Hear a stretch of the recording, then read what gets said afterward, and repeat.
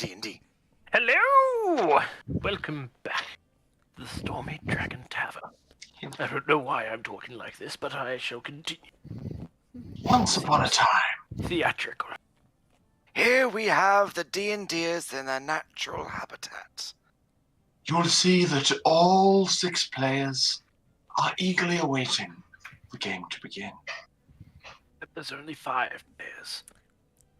Why, thank you You for two the are a resub. player. I Are you not? Resubby? am the master. I am Resubby? the dungeon master. But we are here today to play Dungeons & Dragons 5th edition. Because it's amazing, and we have fun. We are playing Trials of the Xel'nari. We are, I think, Trials of the episode 33. We may have messed up the episodes a few times. It's good enough, it's close enough.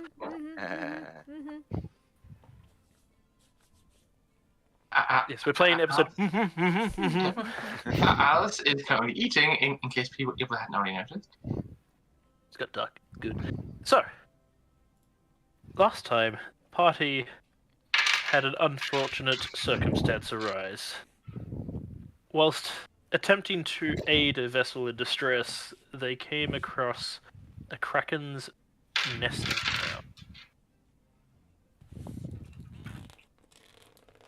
Things went fairly well, considering. Alice nearly died. Mug nearly died. Yeah. The boat that the lie was on nearly smashed, so he would have drowned. Just No, he wouldn't have drowned for another 18 hours. Well, I'm assuming that once I'm dragged to the bottom because I can't swim in heavy armor and the Kraken just wraps his tentacle You around were near an island, you could have walked your way up the beach. I think the Kraken would have got me before I made it to the beach. Just putting it out there. That's how Probably. Korek swims. Sink and walk. Think and walk, boys. Take a walk. And get wherever you need to be in 15 minutes. 2 hours later. I got your pizza. Why is it wet? Ask no questions and I'll tell you no lies. Took the quickest route. It didn't say it was the best route. We call that a marinara pizza. I know, we're getting mad. We're getting so off track already. Oh, that hurts my soul. I'm so glad you didn't see the True, you could just use prestidigitation to make it dry. Prestidigitated. Yeah. Did you But not see the advertisement for today's session? I haven't. I'm avoiding it because you already said it was bad, and I don't want to say it. Oh, I haven't. That's it. I want to see. Turf and surf. That's great. Love it. All right. So, If you check out the after Stormy narrowly escaping the Kraken, Kovac managed to magic away a chest from the vessel as it sunk to the ocean floor. Finding out that it was headed directly to the Queen herself. Which made Kovac think for a moment, perhaps I don't take this for myself. Perhaps I give it back over to the military. And try and gain some political favors. Yeah.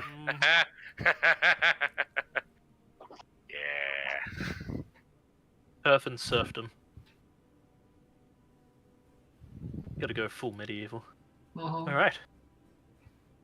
This is about 15 minutes after your getaway. The Kraken has descended back into the ocean.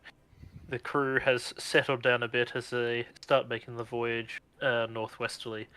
You were about 6 days out from your destination. Okay. Just wondering, Ash, per round, how fast is the boat? It is classified as a medium speed, so it goes... Where is it? 60. Then I will be dismissing my book because it can't keep up. Okay, fair enough.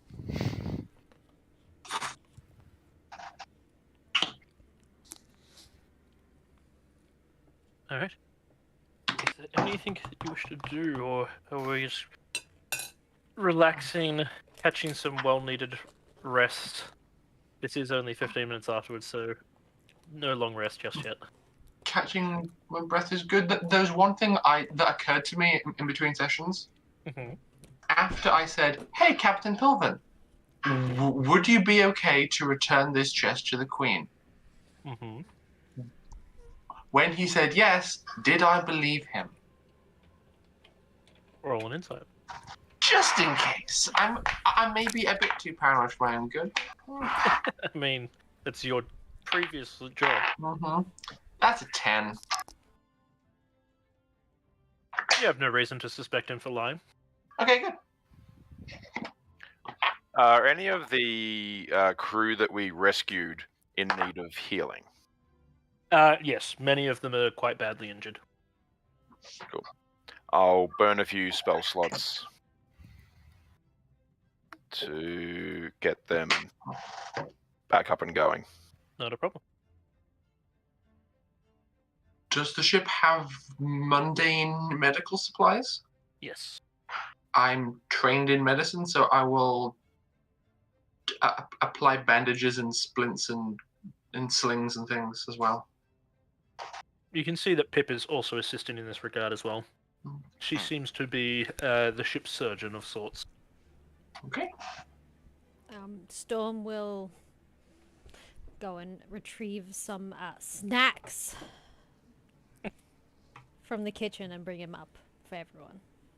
As a bit of like morale.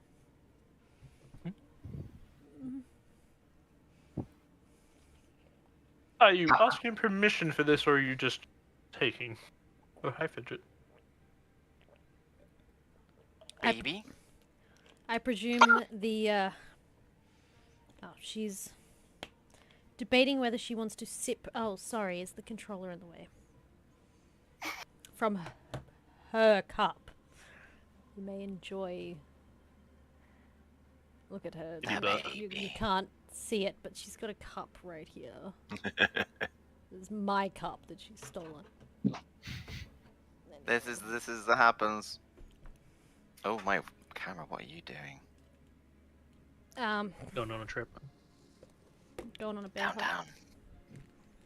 down. Not enough hair. What? What are you doing? Oh, anyway. Sorry. So I think the answer to "Are you Oh, asking permission?" if is she's there. kitty cat. No. If the cook's there, yes, she will, because she will encounter Well, the chef. he is most definitely above deck, helping out, as are all hands currently. Then no, she doesn't ask permission. There's no one to ask permission. She just goes down and just goes, "Yep, that's mine now." Yeah, basically. She'll be Right. conservative about it, you know, like some rations and the fish that she caught, and, you know. Mhm. I presume So she's... the rations you've been sneaking into the store. Oh yeah, I forgot that she was adding food to the supplies. She's been doing that the whole time, by the way. Like, including fresh fish and stuff like that. Oh, that looks delicious. It probably is going to be delicious. Thank you, Cash. Alrighty. What about you, Thalai? Thalai would be exhausted and lying down after he held the room at speedboat speed. So he's just lying on deck. Just out of the way, taking a short rest at this point. At some point, Pip comes rushing over to you, needle in hand and some bandages in the other, and just kind of looks you over for a bit and goes, Do you need help? Where you hurt? Just tired. I'm fine. You sure? Pretty sure you're not meant to be bleeding that much. Oh, this isn't my blood. And I just whack. I'm not that hurt. I'm like not even 3/4 injured, I would say, Ash, looking at my max. Just a little bit bruised. No worries. She gives you another look over, shrugs, and rushes off to the next person. It's what are you doing?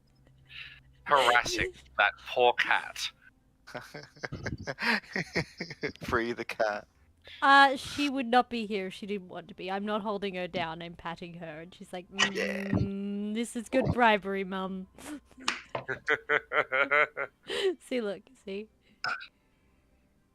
Good bribery. She immediately left. It would have been funny. She immediately was like, "Where'd that other hand go? Put it back."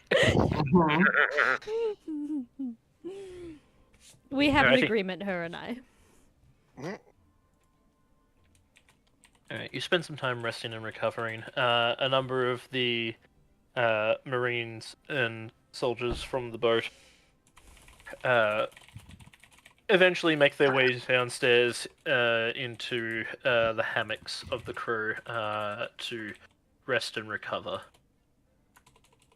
Whilst a number of the crew get back to work at putting as much distance as they possibly can from this place as they possibly can get out of the sails. So far, it seems the winds are in your favor. How many people have come aboard total? You managed to save 25 people. Damn. Um, Are we in need of being concerned about available rations then? Storm is No, they currently plate out, giving people rations. Tell me when she gets in trouble. They rationed enough to be able to comfortably make it back up to Barivia.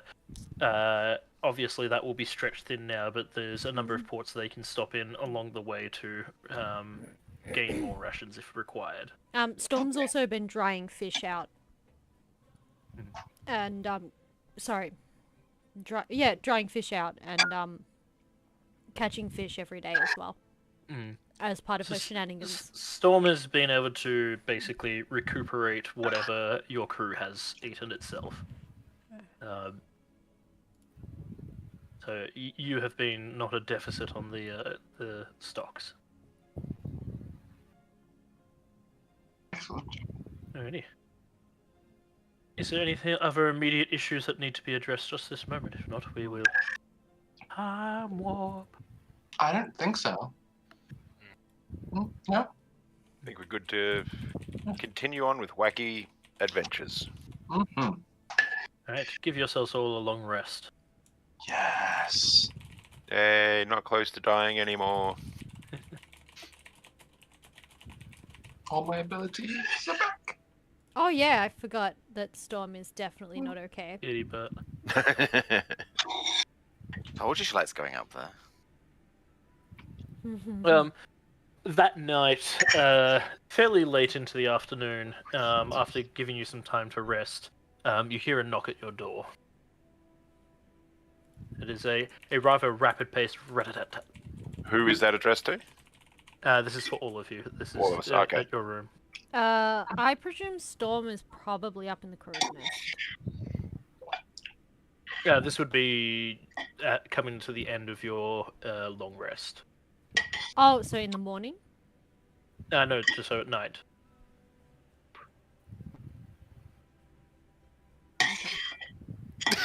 You're I resting guess- and recovering.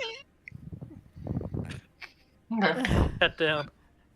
So she tried to get into the shelf at the top, failed, so she just went from Oh no. Olympus has fallen. She's fine. She's a bit Hey, Dane. shocked. I think. Feel free So- to take notes. So at this point, Kovac has finished her Charlie Day crazy walling because she's confident that she's recorded all the information that she possibly could and has triple-checked everything to make sure Storm hasn't changed anything again. Well, I'm assuming you probably made Sam double-check the bits again. Mhm. You'll still find Sorry, like Sam. you Lie to bail you out this time. like she'll have like turned a 5 into a 6 somewhere. Every single problem has been found because I've triple checked. Sure. Let's go with that. Why In not? triplicate. But you'll still find pages cut out with dresses and hats. Lots of hats. Can I ask And for? teacups. Can I ask the DM for a roll to see whether or not Kovac actually found them all? Because I am not willing to accept. Roll me an investigation. I would say you would have As you were Sam's checking- assistance, begrudging assistance. As you are checking in triplicate, I will give you advantage. Yes, thank you. Do I And need Sam's to do helping a you. roll of like how well, like deception, or sleight No. of hand, or okay? No, this is a space purely upon Kovac reading through every single note meticulously. 25. Yep, you find everything. Well, you find everything that you find. You don't find the ones that you don't find. So we'll go with that. Exactly.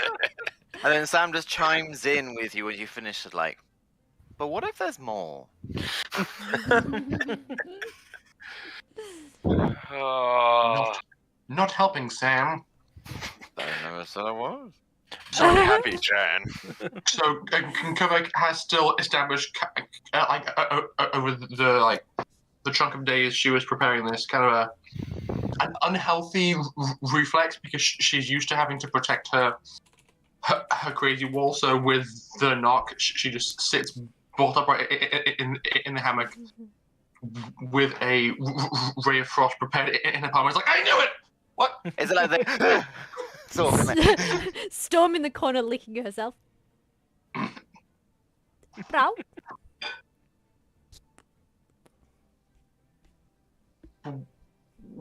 Did someone knock? Yes. hello? Hello? Hi. Yes. Hello. Are you there? Hello. Open up. We responded. Is everybody in the room decent? Sorry, the Xel'nari are not currently here at the moment. Please leave a message at the tone. Beep.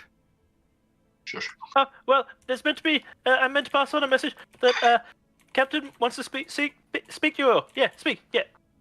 The door. If you're available.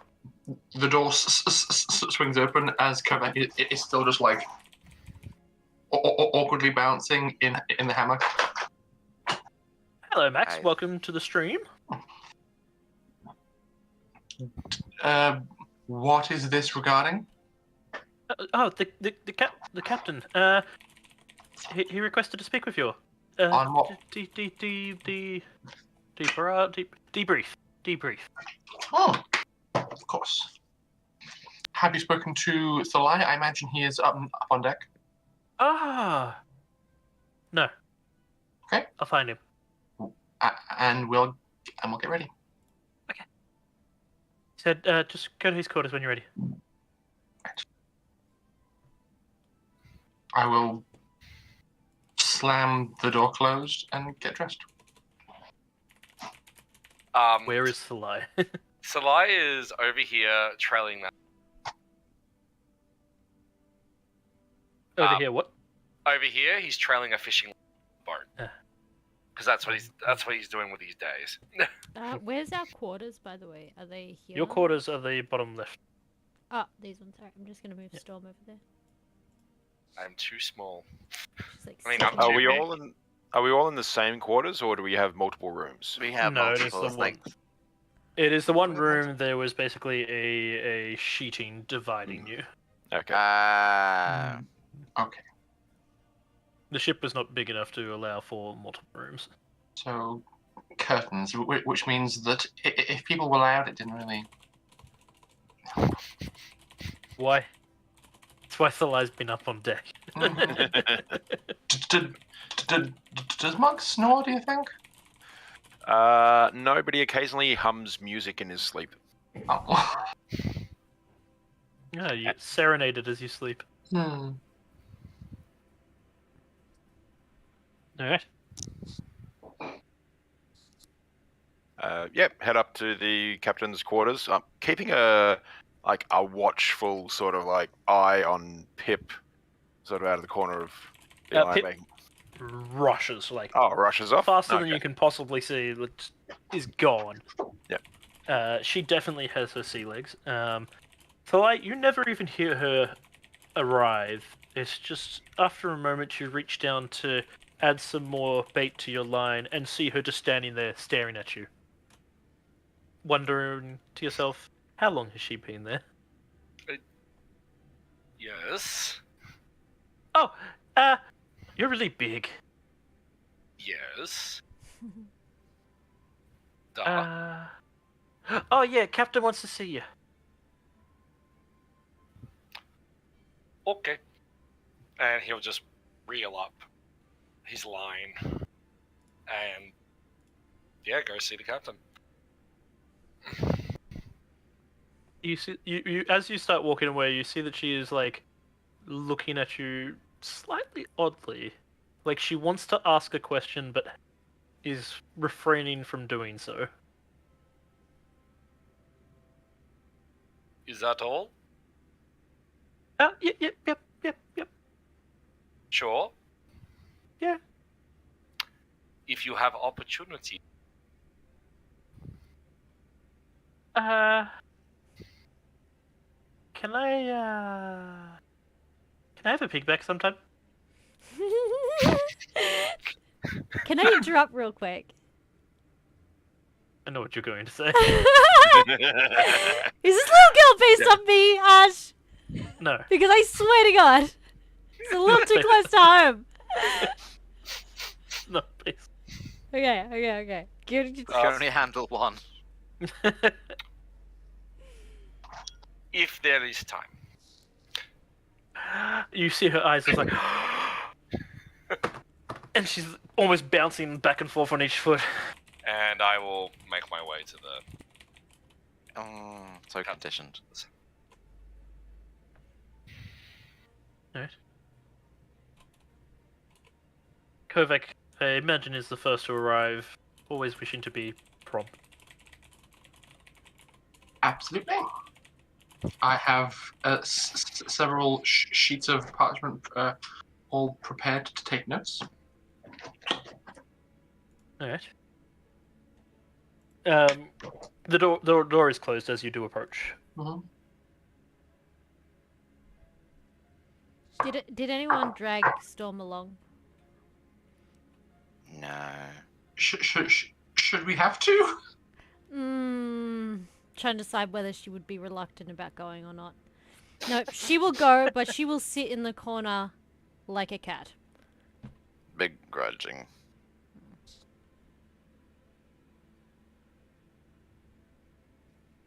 Cat. Captain Pilvin, we're here. Enter.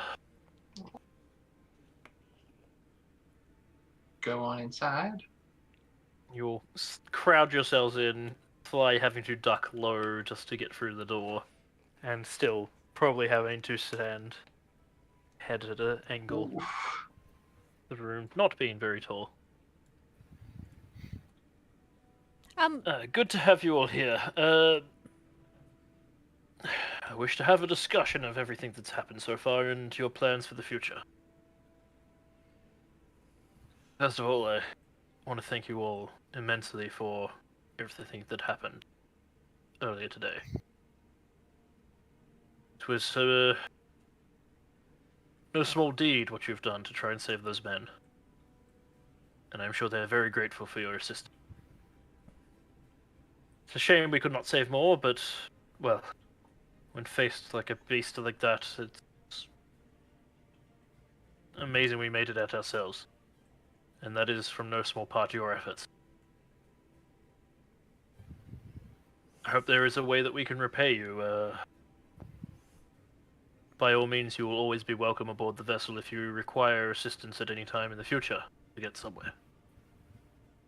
I'm sure we can arrange something.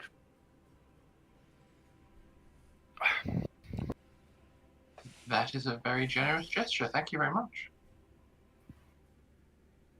We'll be arriving in Silken in a few days. As it is Kalashtan territory, we are not allowed to make harbor. So as we pass through, we will be sparing you one of the lifeboats, so you can row out. Okay. You should understand, though you are Xel'nari, you may be met with hostilities. They are not welcoming to outsiders of not their gene pool. Hmm.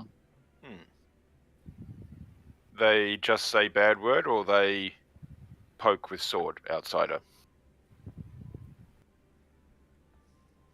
They're not openly hostile in that form, but you may find it difficult to move around freely without constant watch, if you are even permitted entry at all.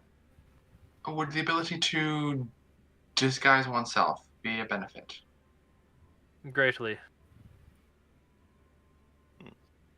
Though I would not want to be caught out. Hmm. They are very closed off. Trading with them has always been difficult at the best of times. What is the most common reason that Kalishtar would interact with outsiders? Out of need, necessity. Do you still They have the trade book? only what they require. No, I returned the book. Anything they cannot obtain themselves, they will trade for. Otherwise, diplomacy is not really their thing. We are going to stand out. You lot know- stand out in most locations. You know what also stand out? Demu Bounty Hunter. Excellent point.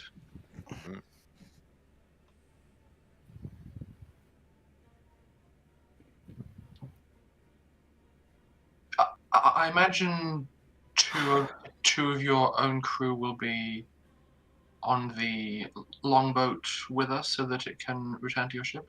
Aye. Is there anything that you would like us to pick up for you from the docks before you set sail? No, I'd rather set sail as quickly as possible. We must report what has happened to the Queen immediately. And I am sure these men are eager to get back to shore. Have you met Queen? I have... Tink, tink, tink, I have tink, been in tink. her presence. As I would has, not call it a formal greeting. Tink. as has my father. He's been present in a very large room that happened to contain her. He was one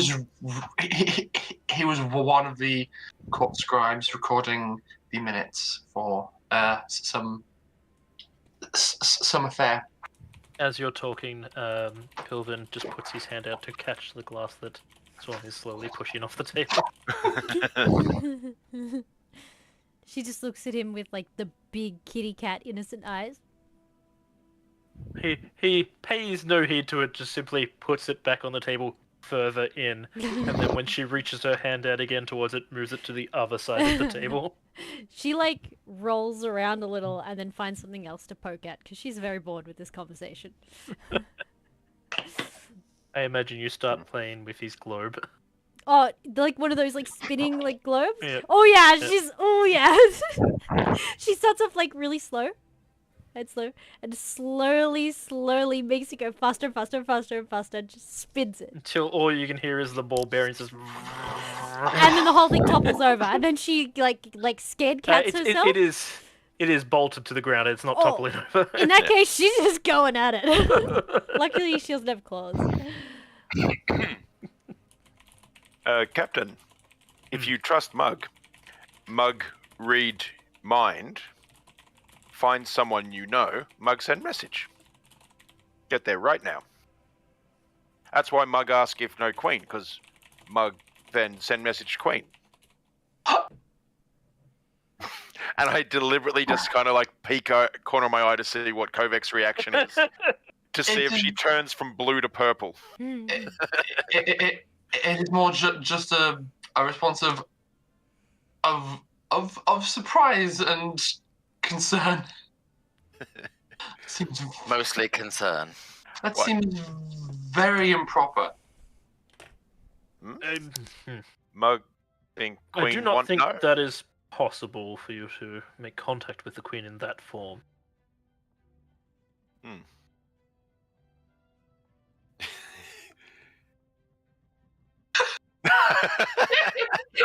Talk about life imitating art.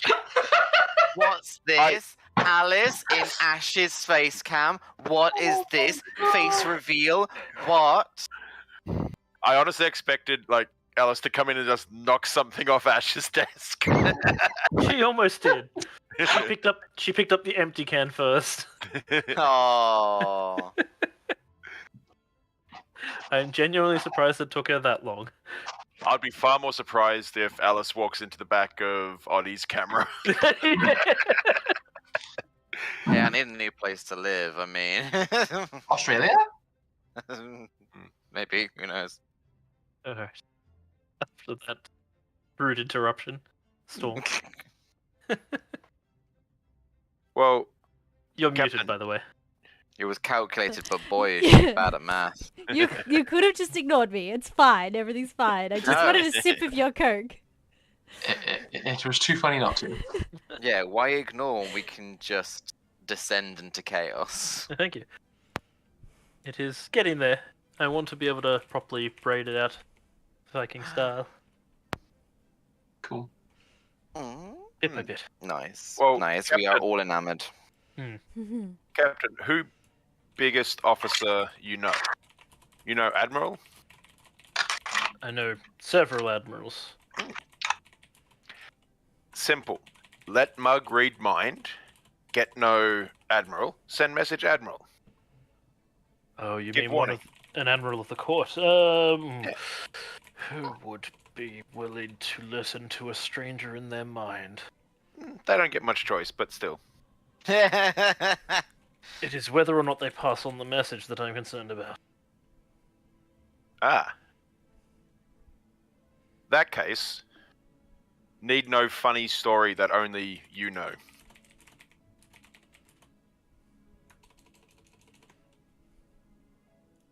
I would rather it not be traced back to me, if that's all right. Oh, in that case, I'll put everything blame on Kovac. I mean, every reward go Kovac. You leave my family name out of this. What? You don't want know that you defeated Kraken I and have chest. I would rather that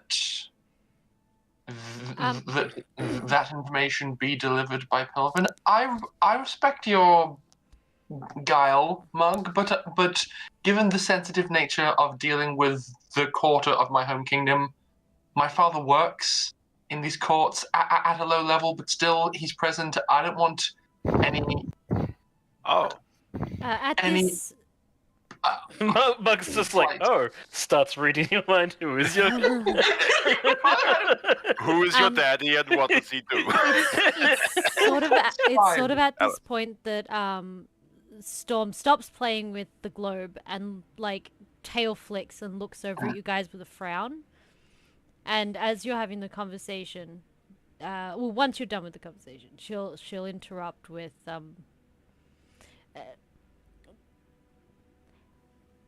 I would rather you guys were careful what you say about the Kraken. It had intelligence and a family.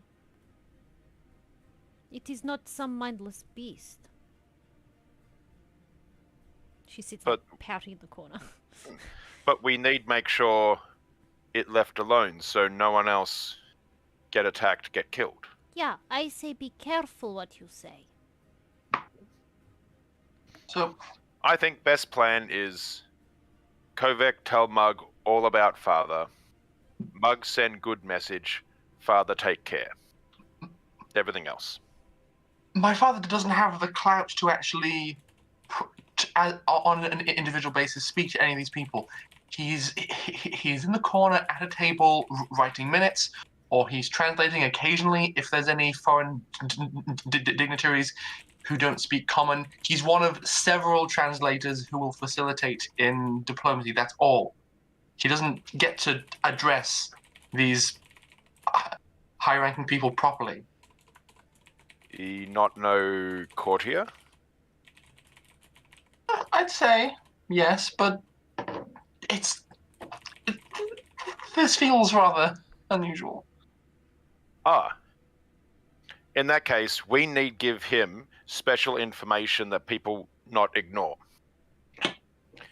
So Mug have plan. It fine. Mug, if there is a hunt for that Kraken, I will blame you personally, okay? You blame me for bad people do bad thing? I just say be careful what you say. It like if Mug say, if other ship get attacked by Kraken and sailor die, Mug then blame Storm. That not how it work. Mug not want anything happen Kraken. Mug's still a little bit upset about nearly die, but not want anything bad happen Kraken. To be fair, we did kind of hurt it a lot. It was in a lot of pain. And It pulls down his shirt and there's a massive scar. Just healed over. it was protecting its young. Would you not protect your kin? Most of them. It was just communication error. You know, it can happen to anyone. Yeah, but if it's so smart, then it take responsibility. It knew what it was doing and killed, what, a ship that size. Is it safe to say, Ash, is it safe to say a ship that size would have had about 50 people on board? Closer to 100. 100? Okay, so it killed over 50 people who have families, wife, children, mother, father. Like, many people die. It's not innocent.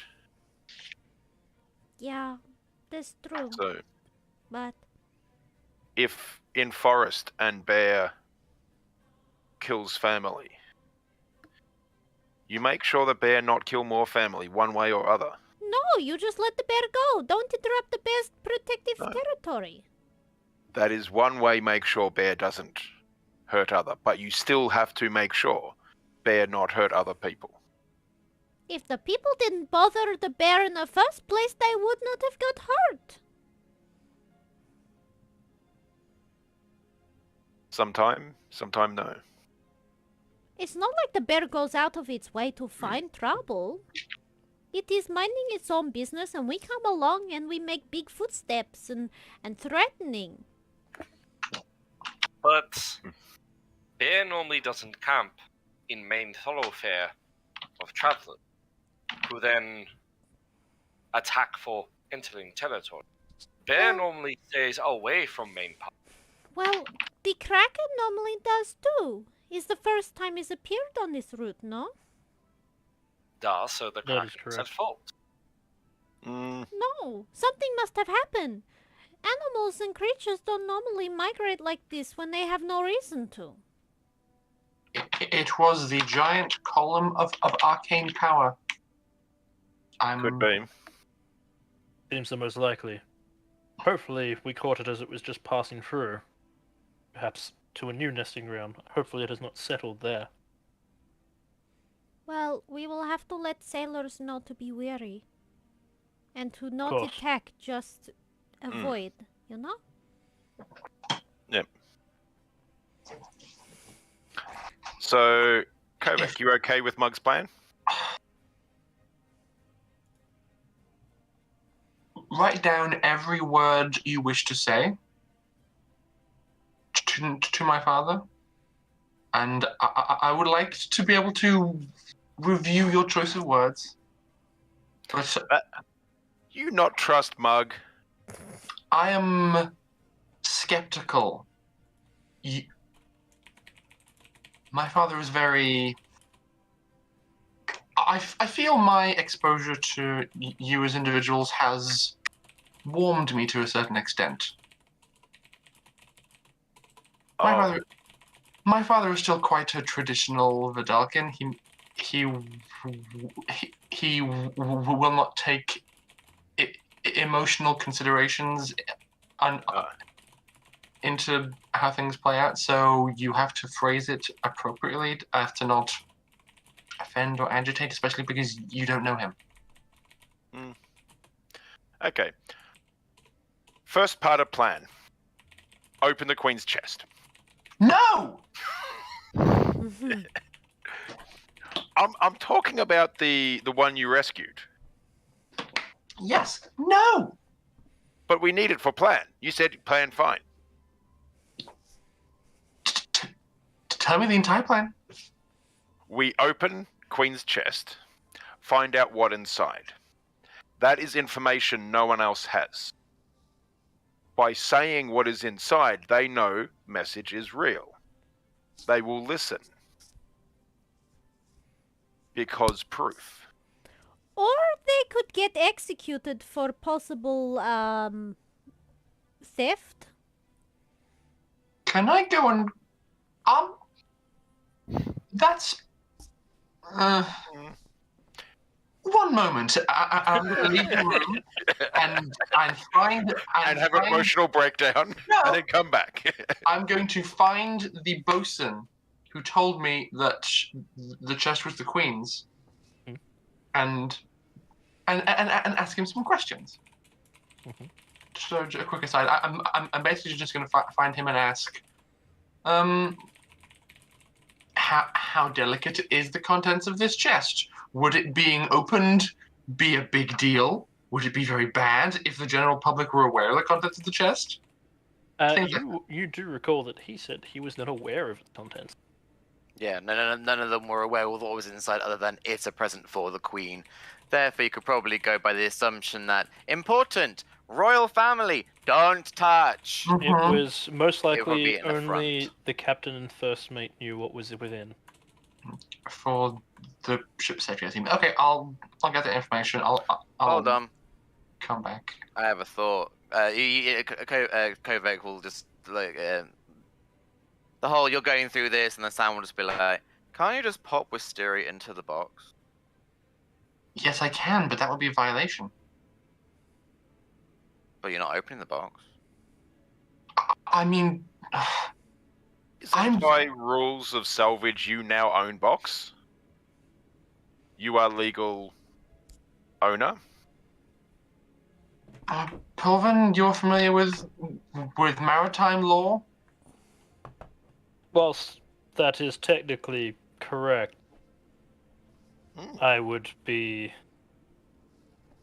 very much against. As would I. And I'm sure some of the military men still alive aboard this vessel would be very much against that decision. I can't see any harm in looking, but taking, definitely. No, not taking. Oh, In fact, if you own, you can give as gift to, I don't know, a queen. I don't like this plan, but it would lend legitimacy, I suppose.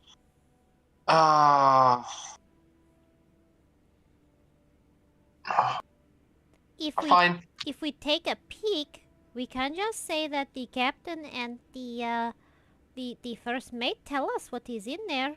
They don't need to know that we look for self. We just say they tell us before that. You know, it's not like they're here to verify. Mug, Let's not lie. Mug, Yeah. this is your plan. If the contents of this chest endangers Wisteria and she is poofed, you owe me 10 gold. I take it off the 25 you owe me. Fair.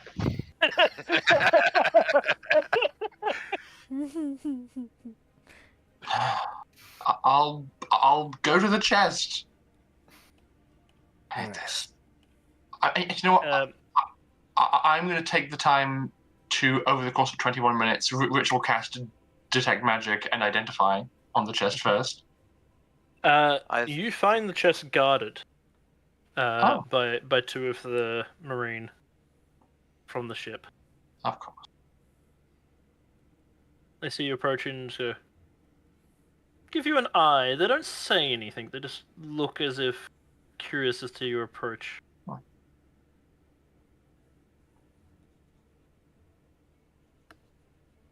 Sailors, Ma'am, how may we assist? would you grant me your permission to learn from this chest without opening it? They look to each other, confused for a moment. And how so? I'm a practitioner of the arcane, and if it is impressively warded, I would like to know about that for my own arcane education. See no harm in it, I guess. Proceed. Very well. I will ritual cast detect magic. Alright. It is definitely thrumming with some magic. You imagine a seal of some description. Okay. Is there a It is school? definitely an enchantment. Okay. I will then cast Identify. It has the lock spell upon it, but as well as that, there are 2 other warding spells. So it contains an arcane lock and 2 glyphs of warding, perhaps, or similar warding effects. Can I tell what spells are held within the wards? No. Okay. They seem to be activated upon open. Interesting. So it has arcane lock on it. I mean, also while I'm here, while I'm spending the 10 minutes doing the whole word around the chest, can I just at a glance assess the quality of the lock, just because I'm curious? So it actually has no external lock, no like lock that you put on a latch or anything like that. It has amongst the iron barding, there are 3 keyholes built into the chest itself, so it looks like it locks with those. So 3 separate keys are required to open it. And the keyholes are especially intricate. It seems. Yes, the chest itself seems quite ornately made. Simple though, it is just iron banding, but still very well crafted. How close would you have to be to the chest to see these 3 keyholes? They're not particularly small. They would probably be a standard old iron bolt key.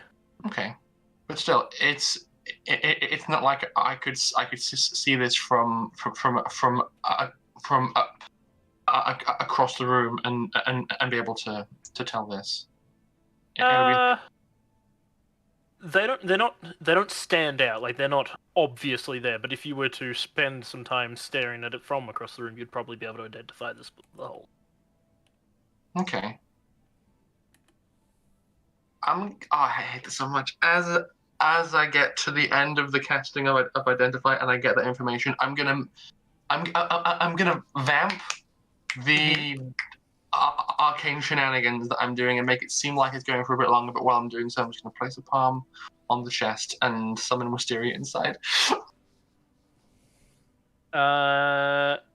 She appears on top of the chest, not within. Oh, thank God. Can't you do your arcane book shenanigans? Doesn't go through objects. Okay. Looking at the fact that she's appeared on top could mean, at least to me, one of 2 things. One, there's too much on the inside, so there wasn't enough room for her to actually fill it and pop out. 2, warding of teleportation against things like that. It could be both of those things. So that's interesting news at the very least. Okay. I will. Maybe Sam just like looks at Kovac and says, "In your head," because knowing there are guards around. Maybe if you put your disc underneath it and lift up and down, and if it rattles, it's probably got gold inside. Shake it! Shake it! Like a Shake it real Polaroid painting. I. A Polaroid granite chest with steel banding. Also, this is taken as a joke, hence why I'm doing it in your head and not out loud. I glance at you and just go, just a small head shake and say, "Thank you, sailors. This has been very, very educational. My associate and my owl will be going now. Are there any defining features on the chest, by the way? Just before we leave, while Kovic is doing their thing, I want to have a quick and just inspection of the chest itself. Yep. Like, there's any like the insignia, or has defining features that if we were to talk to someone about, it's like it's got this and it's got these are the features. Yes. It does have an insignia on it. Again, it's rather plainly just carved into the metal plating. So it's nothing about this stands out as like an ornate, fancy chest. It's just a strong box.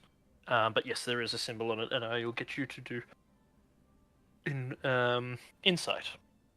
I get to roll with my tiny dice. Or, if you wish, you could also go with history.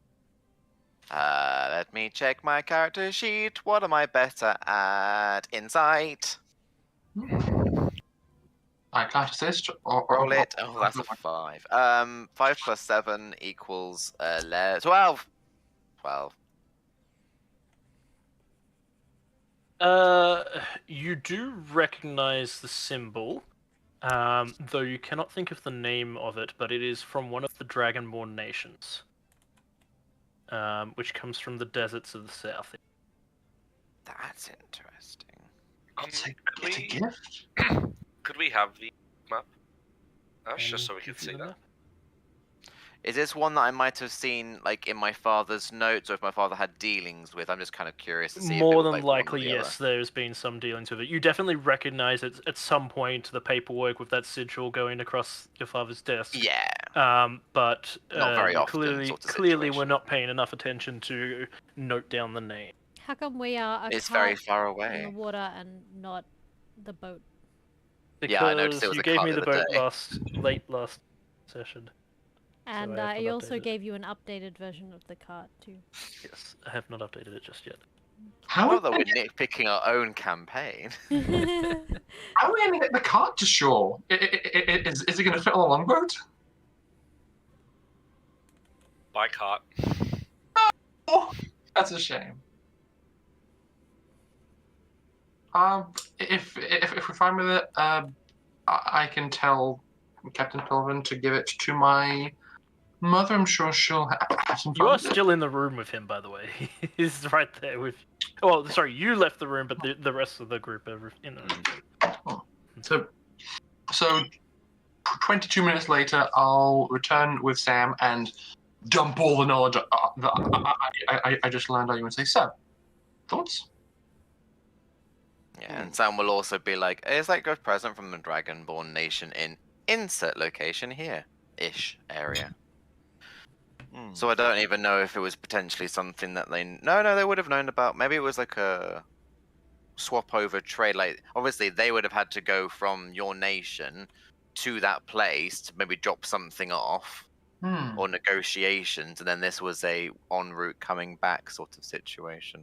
It makes a lot of sense why this ship was so far from home as well. If it was acquiring this chest as part of its run. Storm's still playing with the globe. You would know a little bit, Kovac. Huh? Not you were never great with the politics of the world back in home. You had more so to deal with the issues of petty thefts and crimes. But you would know that the Dragonborn and Berivia never really got along too well. Oh. It wasn't that they were at war with each other or anything. It was more of a mutual distaste for each other.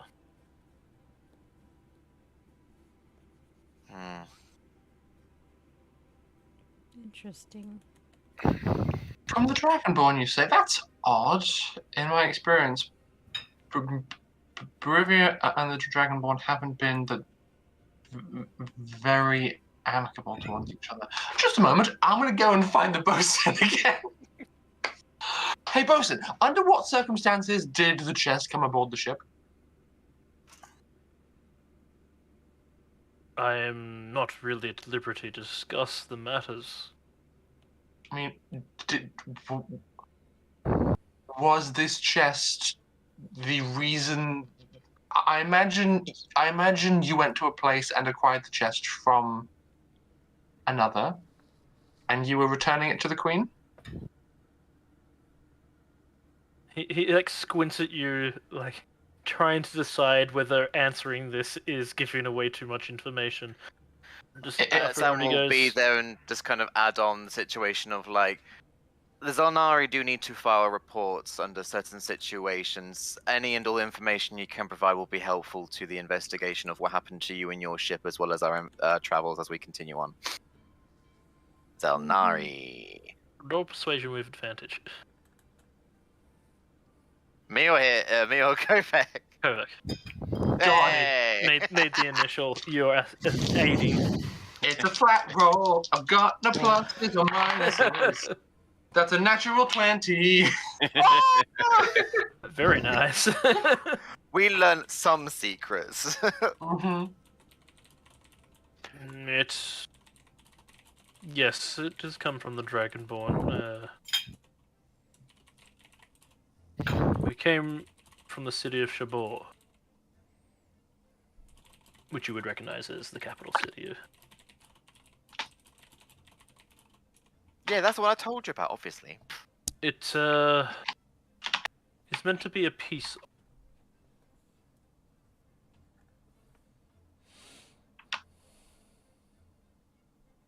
So was that peace offering? Did you say you cut out after saying peace? Yes, a peace offering. Peace offering. Interesting. Yeah, Sam's not Attempting actually to making mend any relations. notes here.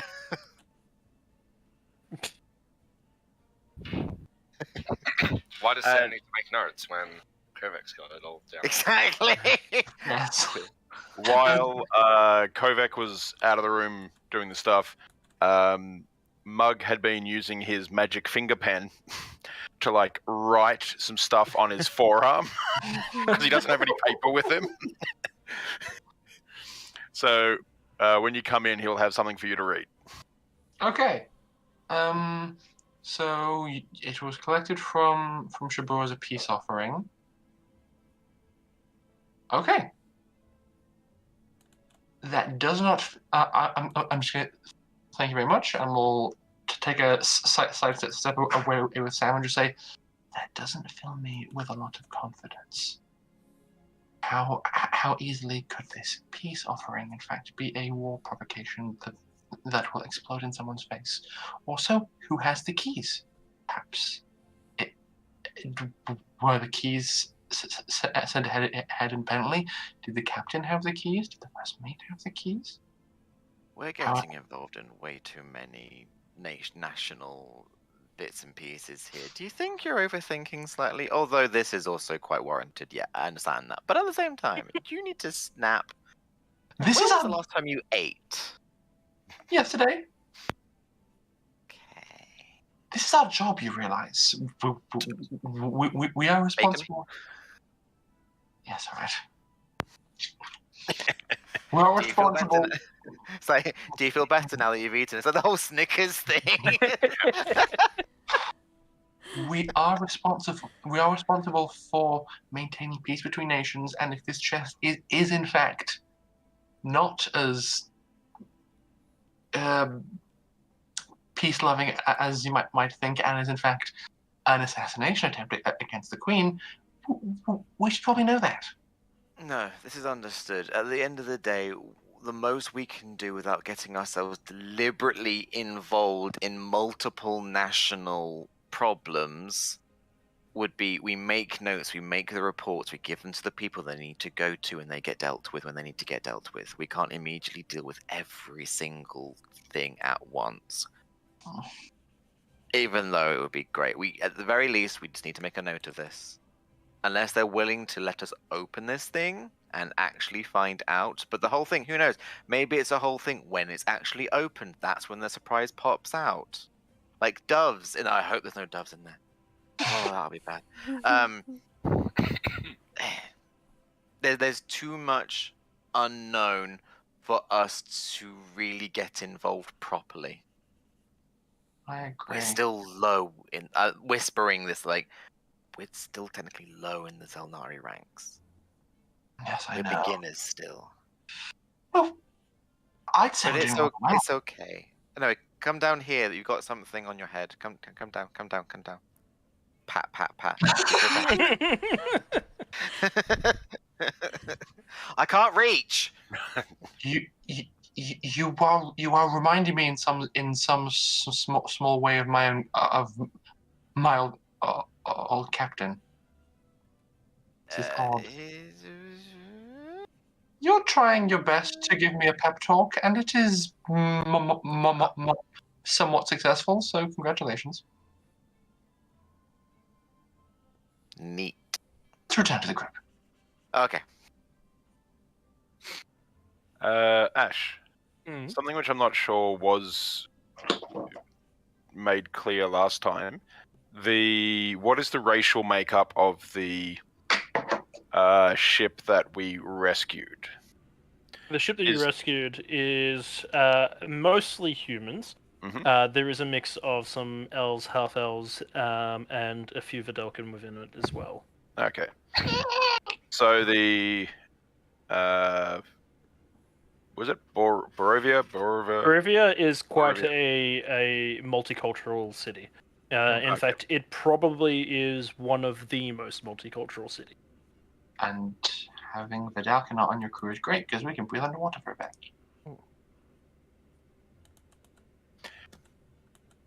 When Kovac comes back in, Mug goes up and goes, "See, read this."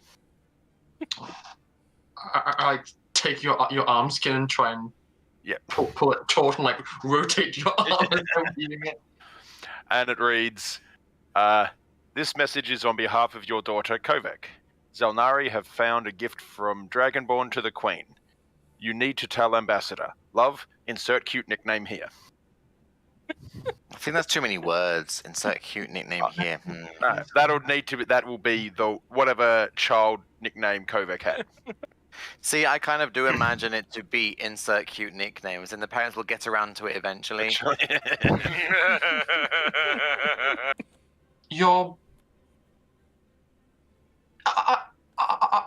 I understand your approach. There are not cute nicknames in Vidalcan culture. Is there any name that your parents or family used? Kovac.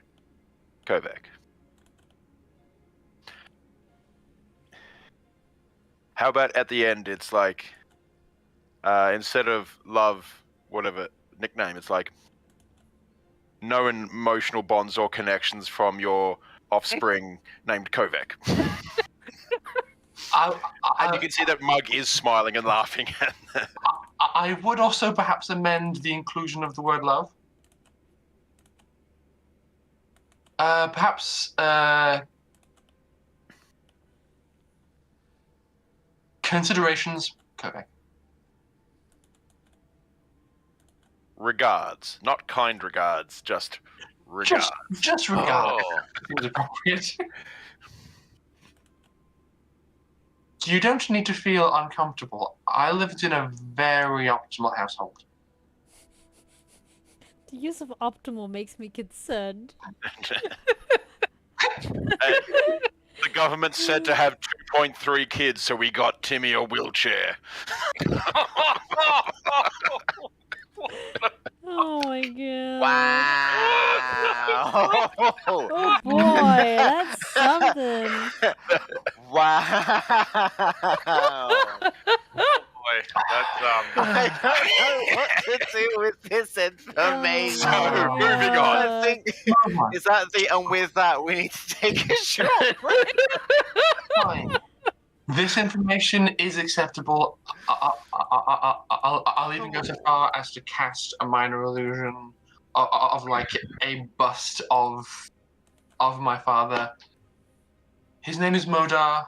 He is. Why is that funny? Modar sounds like a villain from X-Men or something.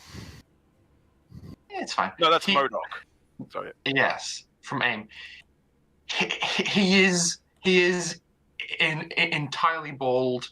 Has a very flat nose, and most often is wearing some of those spectacles that have like the various different additional arms that can like For pivot. a moment there, it was around. sounding like Voldemort.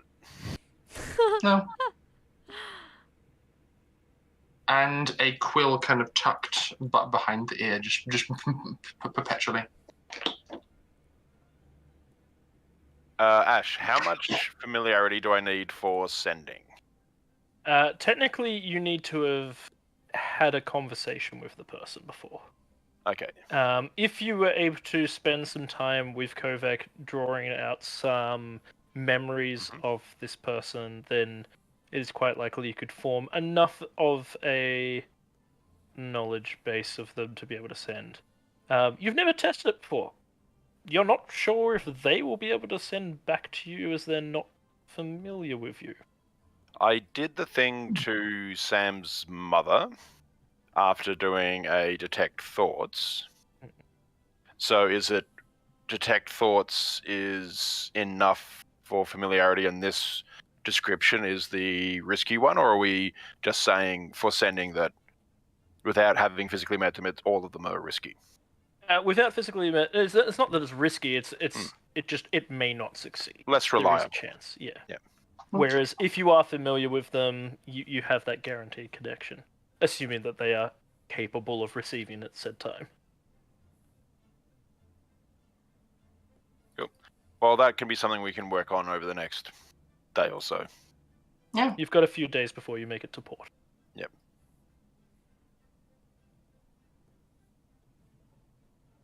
Now I have to think about Kovac's childhood. God damn it. Very clinical. It would be. I wouldn't say it was like super clinical, but I imagine it to be very like upper echelon private school kind of relationship from father to daughter. Whereas I was thinking of Umbrella Academy. Oh no! Wow. That takes it to a different level. I mean, For the Umbrella Academy, sorry? The way that the father was like so cold and distant, and just like Which one? no emotion. I mean, a typical conversation would perhaps be, Father, Kovac, are you well, Father? Yes. How were your morning ablutions? Optimal. Excellent. That's what I mean. Very clinical, very, very proper, very straight to the point. There's no fluffing about. Exactly. Yeah, it's you have a conversation for a reason, not for enjoyment necessarily. What is this small talk you speak of? Exactly. I imagine at some point when Kovac was like in her early 20s, so the equivalent of a teenager, her father would just walk into her room and just go, "You are old enough to learn magic now," and she would go, "Excellent," and just stand and follow him to another room.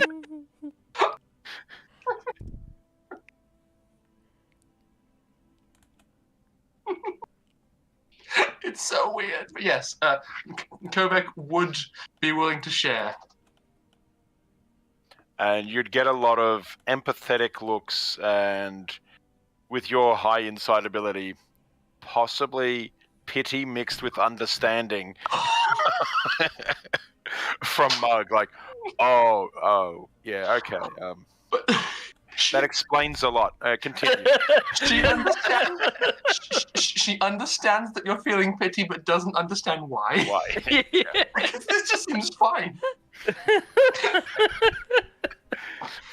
It'd be very confusing. It's made emotionally stunted Vidalcan for hundreds or thousands of years, and will do so for hundreds or thousands more.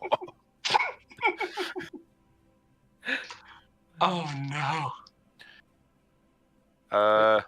Palai, Duh. you need message sent to your family? No. You don't want them know how big, strong, awesome you are? No. Okay. Mother possibly dead. Who knows? Life hard in mountains.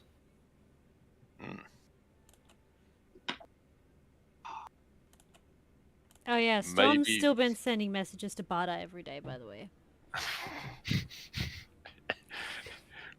You're Sending using your stone is mobile for official messages only. Damn Very official. Official. And despite her saying limit communications The last to the last essential- message was, "Today I caught a fish." Mhm. It was the size of a Okay. city block. For every day that she doesn't get a response, she adds on slowly to the story. 25 Oh. words at a time. Oh, so it's like, you know, today we fought a Kraken. It was really scary. But, you know, even though it tried to eat me, it was really smart. And that's like, that's feel- one day's conversation. And then the next day is No, like, hold on. I feel on you saying that one, you haven't had a response for several days. Because she did say to you that you should be only using it for essential communications. You imagine she's listening in, but just she is doing the professional thing of not responding. And then when you send this one, you get a response back of, "What the fuck do you mean a Kraken?"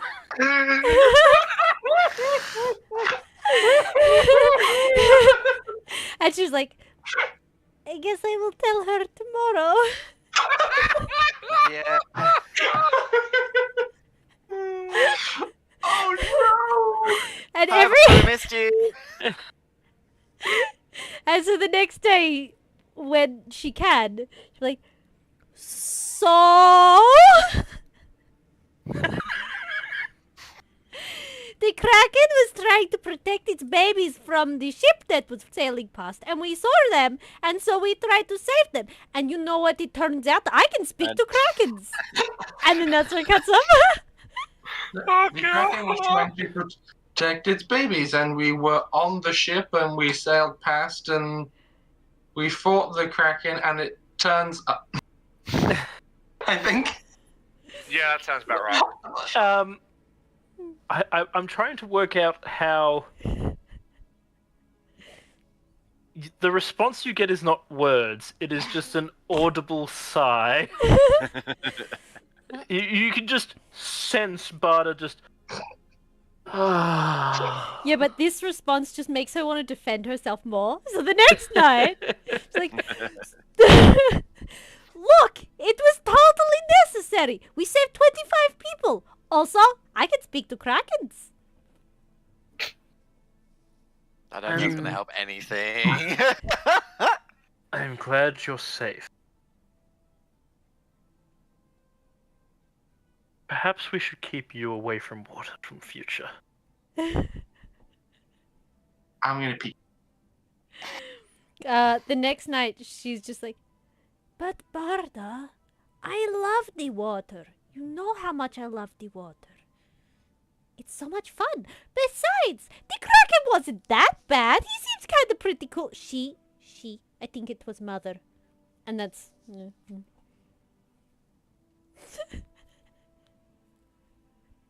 You go back to having no response. And the next night... So every night she just fills Barda in just a little bit, like 25 words more. You know the story? So I even it's told Barda that Subtle Wing is with us. Oh yeah, no. Storm definitely spent the first half of this trip complaining about Subtle Wing. I just like the fact that now Storm is like telling him a story by SMS. Like, literally. It's like 160 characters. Next. But the plan only allows I was one gonna message say, a day. the service provider shits. The next few days, travel is peaceful. You're coming to the very end of winter now. Things are starting to warm up a little bit. There's still heavy rain occasionally. Well, not heavy rain, light rain showers. Before you see the port on the horizon. The city itself of Silken, the port city, is quite small. It seems to consist entirely of harbour buildings. A few houses seem to be on top of warehouses. It seems everything is designed for efficiency. The person who runs the warehouse lives above the warehouse. Probably several people live above that warehouse in that boarding house, and they operate that warehouse. It's not a particularly pretty city. It seems to be designed entirely around just be as efficient as possible, use as little space as possible, and just get the job done. It does not seem inviting. It does not seem welcoming. There are only 3 ships currently at anchor in the port, and there is only room for 2 more. It's not a particularly big port at all. You estimate the city itself probably only houses maybe 100 people at tops. As it gets closer, you can hear the crew preparing to drop anchor and stay at a good berth away.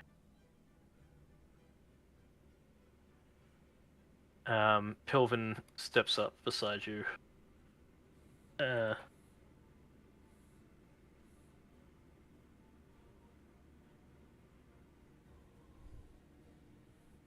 Steps up beside you and goes, "Well, yeah.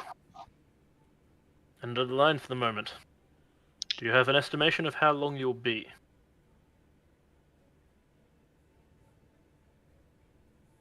Sadly, no. How long would you be willing to remain?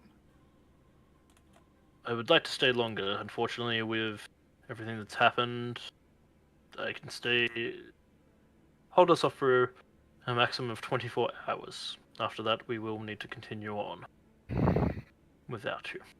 Noted. Will your longboat remain at port for that time? Unlikely. Depends if they are willing to allow it. I suppose it will depend entirely upon how welcomed you are. I understand. And how far offshore has the anchor been put down? You're still about 1,000 feet out.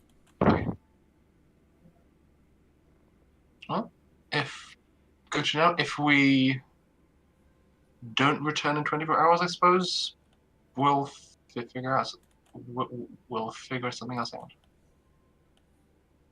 We try send message if we know what's going on. And if you do leave without us, please return our cart to the Royazi homestead in Tanzanite. I'm sure they'll take care of it until we can return. Very well. Take this. And he hands you a flare gun. Mm. In case things do not go well and you need a quick pick. Thank you. Flare gun, that's cool. Has a single round in it. Okay. So no storm playing Kovac. around with it. You should put that in a wooden box. It's fireworks. That's what you said to Storm. You should Storm lead by example. produces the steel box, which is empty and has been for a really long time. I have one I prepared earlier! Not that Kovac is aware of it. I put it in the bag of holding. That's not fair! I need to get me one of those. I I can conjure balls of fire from the palms of my hand and operate them safely. We are not on Storm pointedly We're puts not equals. the box away and lights her hands on fire.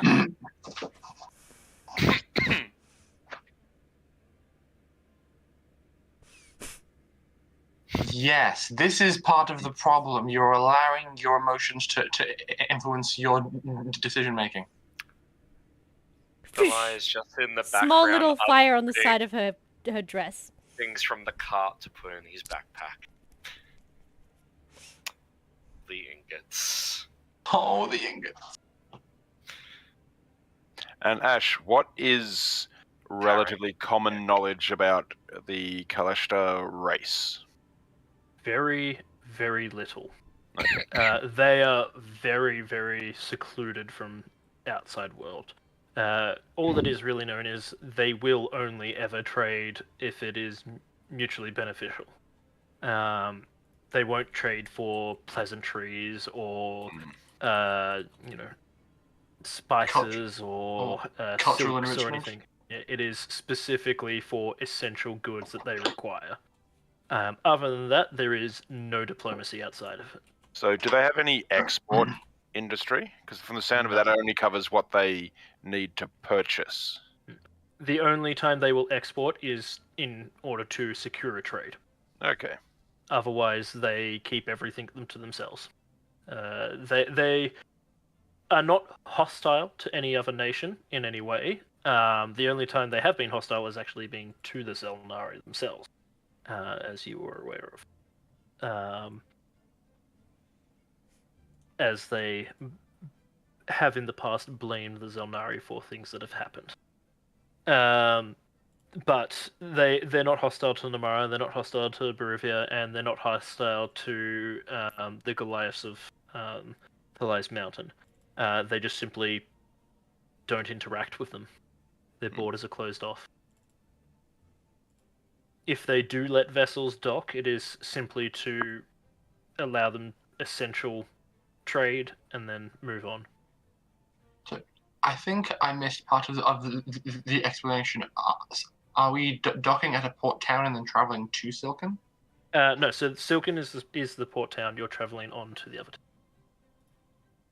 Okay, so This is Silken.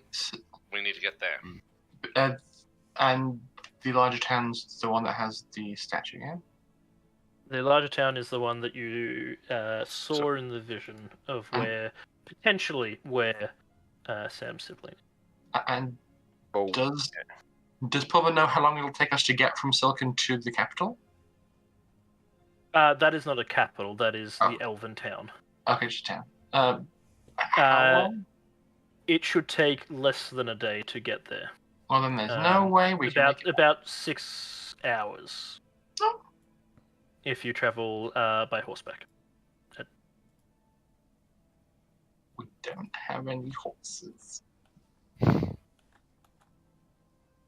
Yet. We probably don't have enough money to afford horses for every.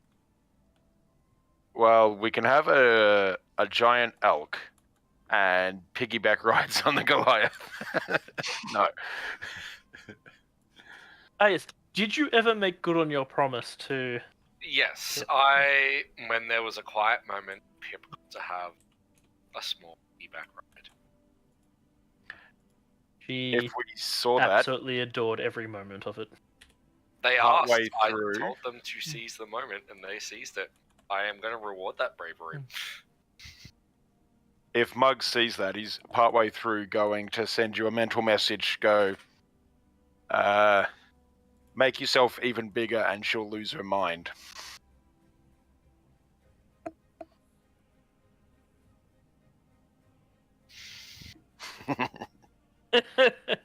Like the point of view from like 8 foot off the ground compared to like 15 foot off the ground would be.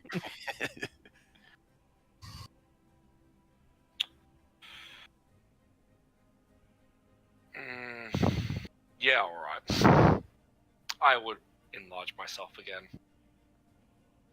Big boy. There is a moment of like you can hear her gasping, like trying to squeal with joy, but she's so excited by it that she can't even get the sound out. Can I? I'm just Then she starts calling out to the other sailors, like, "I am giant! I am huge! Bow before me, my subjects!" I'm just imagining that scene from Metal Alchemist Brotherhood where Alphonse is holding that little girl, his shoulders, when they're all supposed to be studying.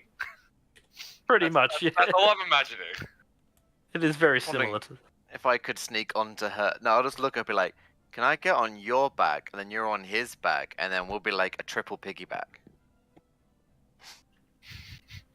She is not that much bigger than yourself, by the way. Unless he's a cat. True. Sam Okay. can change into a small animal. Sam will change into a spider, maybe. Because a cat is easy. You can just kind of cling. I want something that like stick, or a frog. Yeah, because Ooh. that'll be the time to find out that Thalai is arachnophobic when, like, a tarantula goes up his leg while he's smack 14 foot tall. Yeah. Just a massive slap, if that was the case. No, he's not arachnid. Reminds me of our last campaign, slapping the horse. Down the hill. Was that how many slaps can cook a chicken sort of situation, but with a horse? No, this was a druid wild-shaped, had 1 hit point left, and the Dragonborn slapped the elf out of the horse. And I was the elf. Okay. Like, just slap across the horse and change back to... Yeah, in the middle of a tavern, just literally just bam. Oh, yeah, we were in a tavern and I was a horse for some reason. Oh, well, it times. was so chaotic. Amazing. But yeah, we do that. Why not? Screw it. Let's have some weird fun. Triple piggyback. So you turned Me into a is- frog, was it? Sure. Yeah, Oh, she'd be just like holding you up hop. just like, "Mr. Froggy, look, we're so tall!" Or should I do my? No, I'll do my normal rat thing. Yeah. I'll be a rat, and then Mr. Nibbles will be there as well. Because why not? 2 rats, 1 rat per hand. Whee! Ah, no. Yeah, let's not she's do got that. you on your shoulders. She's just like, "I am the rat queen. Bow before me." We need to get her a cape. I am the lizard queen. Alright, so fast forwarding back to present time. As you are actually gathering your stuff together, Thalai, you feel a tug on your... I assume you're wearing clothing Yeah, today. I have pants, yes. Yes, you feel a tug on your pants. I'll down. Pip is sitting there. You can see the hint of tear in her eye as she looks at you and goes, "Do you really gotta go? Duh. I let you the mostest. And you can get bigger." Well, you have much adventure ahead of you. Keep your heads up. Seize the opportunities as they come, and you do be great. She fumbles in her pocket for a moment and then hands you both hands up. It looks to be a carved wooden horse, except it has 6 legs. Oh. It looks to be a horse. It's a bit longer than a horse should be. Its tail is a bit longer than it should be. Its mane is rather exaggerated, but also slightly plaited, as if she's tried to make it look stylish. She's done a pretty good job of carving this up. You made this yourself? Yeah. Something for you to remember. You have great talent. Keep working at it. It'll be amazing to see what you can achieve. Aye, aye. I will mark down horse carving? Question mark? You could call it a Horse. displacer horse. Doesn't have weird Yes. tentacles coming off it. But it has 6 legs. It does. Let's yes. call it the Little Whittle. The slip. Little Whittle. Oh yes, could I be a am tavern also name. I'm Just putting halfway in. Don't let tavern. Sam see it, because Sam will be like, well, that's not accurate, and this wouldn't be like this. And if it was this kind of horse. But yeah, putting in all the ingots, metallurgy book, Igor's special brew bottle that he hasn't drunk yet, and then just carrying the small keg of spiced meat that still has half of it left. As you're kind of carrying that, and we're about to step into the boat, I just give you a nudge, and I open the mouth to the bag of holding and go, I don't think this fits in there. it's bigger than you think. No, as in, the hole is that big. The keg is that big. I always assumed that the hole could expand to a certain degree. Is it for the bag of holding? Yeah. I think it's 2 foot across. Yeah, I believe you're correct. Bag of holding. Yes, the outside dimensions, yeah, roughly 2 feet in diameter.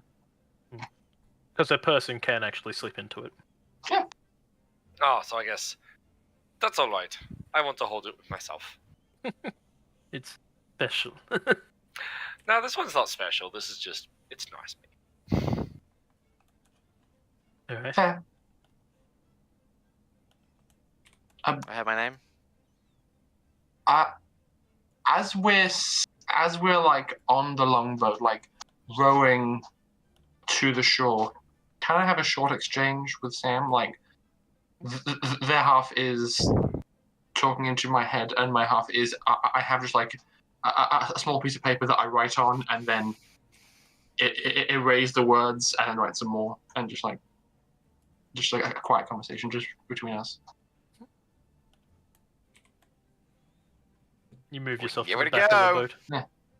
I mean, I just write on the paper. Are you okay?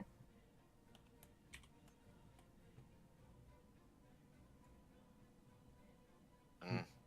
We'll be approaching. Nervous. We'll be approaching your sibling.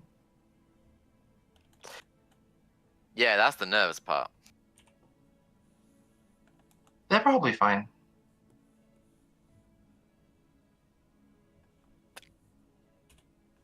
Sure. Your secret may come to light. How do you feel about this? Yep. This we will deal with this when we have to deal with this, unless it never has to be dealt with. That would be great. You know, if Samantha has, like, you know, sorry, no, I'm Samantha. Oh no, even I'm believing the lie now. If Samuel has like grown out his hair, I mean, who even knows anymore? It's all the rage. Kids with long hair and androgyny, and I'm really fucking hoping I never have to bring it up. Can they speak telepathically too? Yeah. Then perhaps. You know the whole you know the whole thing when you look at twins and then just looking at each other and doing weird exchanges, and you wonder if that's like the weird twin talk. We do that literally in our heads. That is a thing. Well, then perhaps you can come to an arrangement as you see each other. Maybe. It's been a while since I've seen him. He better have not gotten taller than me. I will hate him so much if he has. Oh, Well, just like him. with all the dashing around and surviving, he's probably become more fit. Yes, just remembered this part. Sam is the one who actually gave me Mr. Nibbles. So, hopefully, he'll recognize. That could be interesting. We'll see. Very. Although I don't think he's seen him on fire. As That's we kind do, of different. as we do this, I will follow your lead, and I won't reveal anything I don't need to. Although I don't know if he will believe free Xel'nari for some reason. We'll see. I don't know. I don't know how to continue this sentence. That's fine. Let's focus on the present and take it one step at a time. And the paper goes away, the quill disappears, and we turn our attention back to the job ahead. Alright.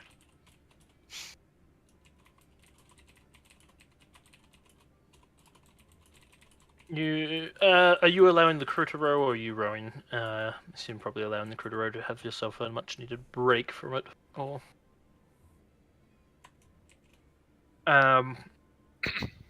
As they row up to shore, you see standing on the shoreline two very, very well dressed a gentleman and a woman. You would probably understand the attire, Kovac. Not necessarily have seen before, but the standard of attire of that of someone of a high court, or definitely meant to be an important and proper person. It's kind of a mix between a suit with tails, but also coat altogether in one, with a vest inside. Almost entirely white, with a few gold trimmings along the side, buttons down it, that are a little bit bigger than necessary, obviously to make a point of their role. Both of them standing at the shore, a book, or big tome in one hand and a quill in the other, watching you approach and seeming to be just tapping their foot on the deck, waiting until you have pulled up. I just had a really useful idea, and I need to enact it. I'm going to pull out a hard surface and a piece of paper, and I'm going to begin forging a missing persons report. So something that looks like we are here under official Xel'nari business, and that we have been given a job to find a very important person. The missing Weatherby. Who has connections with these Xel'nari, just so that if they're like, hey, why are you here? I can say, look, official business. It's nothing personal. It's just, if you don't allow us to do what we want to do here, then we'll have to allow problems to continue to happen in your city. I'm trying to phrase it like, we're just here for business. If you let us come and go and deal with the problem, then it'll be easier for you. Right. And I'm preparing that. I'm not going to show it to them immediately. I'm just going to have it prepared, depending on. I'll get you to make me a forgery check, but with disadvantage, because you are attempting to rush and get this done before you get to the shore. I was going to say, also, can I assist with the legal jargon speak, but if I've already declared it, then that's fine. Yeah? You can assist, yeah. But I'll assist and be like, even it's a rush, two eyes are better than one. I'll make it a standard roll then. Okay. Not a bit. Also, are any of you dressed in Xel'nari garb, or are you dressed? Sam has like the sash that they usually wear, or like the small, like one small thing they can easily like. Yeah. So you have a sigil of office. Yes. Oh, thank God. So Storm always wears her sash, but she doesn't necessarily look Xel'nari Correct. unless you're looking for it. Because we're in a section of land that's like, oh, we're cool potentially with things. Other than, oh look, it's the Demu Empire. Ash, what skill do I add to this in terms of like intelligence, wisdom? This will be add your tool proficiency and wisdom. Okay. 23. 23. All right. You think you've made it at least passable. Under severe scrutiny, it will probably not hold up. But you're hoping that enough words can distract them from looking it over professionally. Both members standing on the shoreline are Kalashtan as well, by the way. Okay. Mentioned. So have a mixture of human and elven features in that slender body type of an elf, but not the ears, just standard ears. And both have a greyed white hair, like a silvery hair, both quite long and done up in ponytails. As you pull in, they step down the 3 steps down onto the lower dock and move over to the boat, again stopping just in front of you and just tapping the deck as if waiting for you to identify yourselves. Identify and explain. Okay, Mug. Xel'nari, explain yourselves. You're up. I will step forward and go. It is my pleasure to introduce the delegation from the Xel'nari and proceed to actually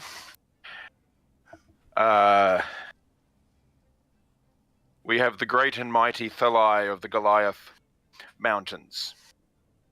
Had you given a surname to? I have not given you a surname, but he would have told you, because just a casual conversation, he would have referred to not as the mountains. He would refer to himself as the clan of Iliaga. Yeah. How do you spell that? Thuliaga. Thuliaga. Yep. Thuliaga. That is the clan that is in those mountains. Cool. Thalai of Clan Thuliaga. I will say, Storm and Sam, your passive insight is enough to notice that upon the mention of the Xel'nari, there is a almost well-hidden twitch from the gentleman standing there. That just there is a bit of resentment or hateful spite in there for just a moment, but he covers it up quite well. That you were able to catch it. Oh no. Storm just gives them a knowing look. Pointedly knowing look. Doesn't Sam say just anything. smiles. What was Kovek's surname? Royazi. Royazi. And we have the Blue Zephyr, Kovek Royazi, illustrious investigator. This We just have- reminds me of the Scourge of Varus. Oh yes. The Blue Zephyr. And we have Sam Weatherby. Moving on. The one at the back is Storm. Fog. Yeah.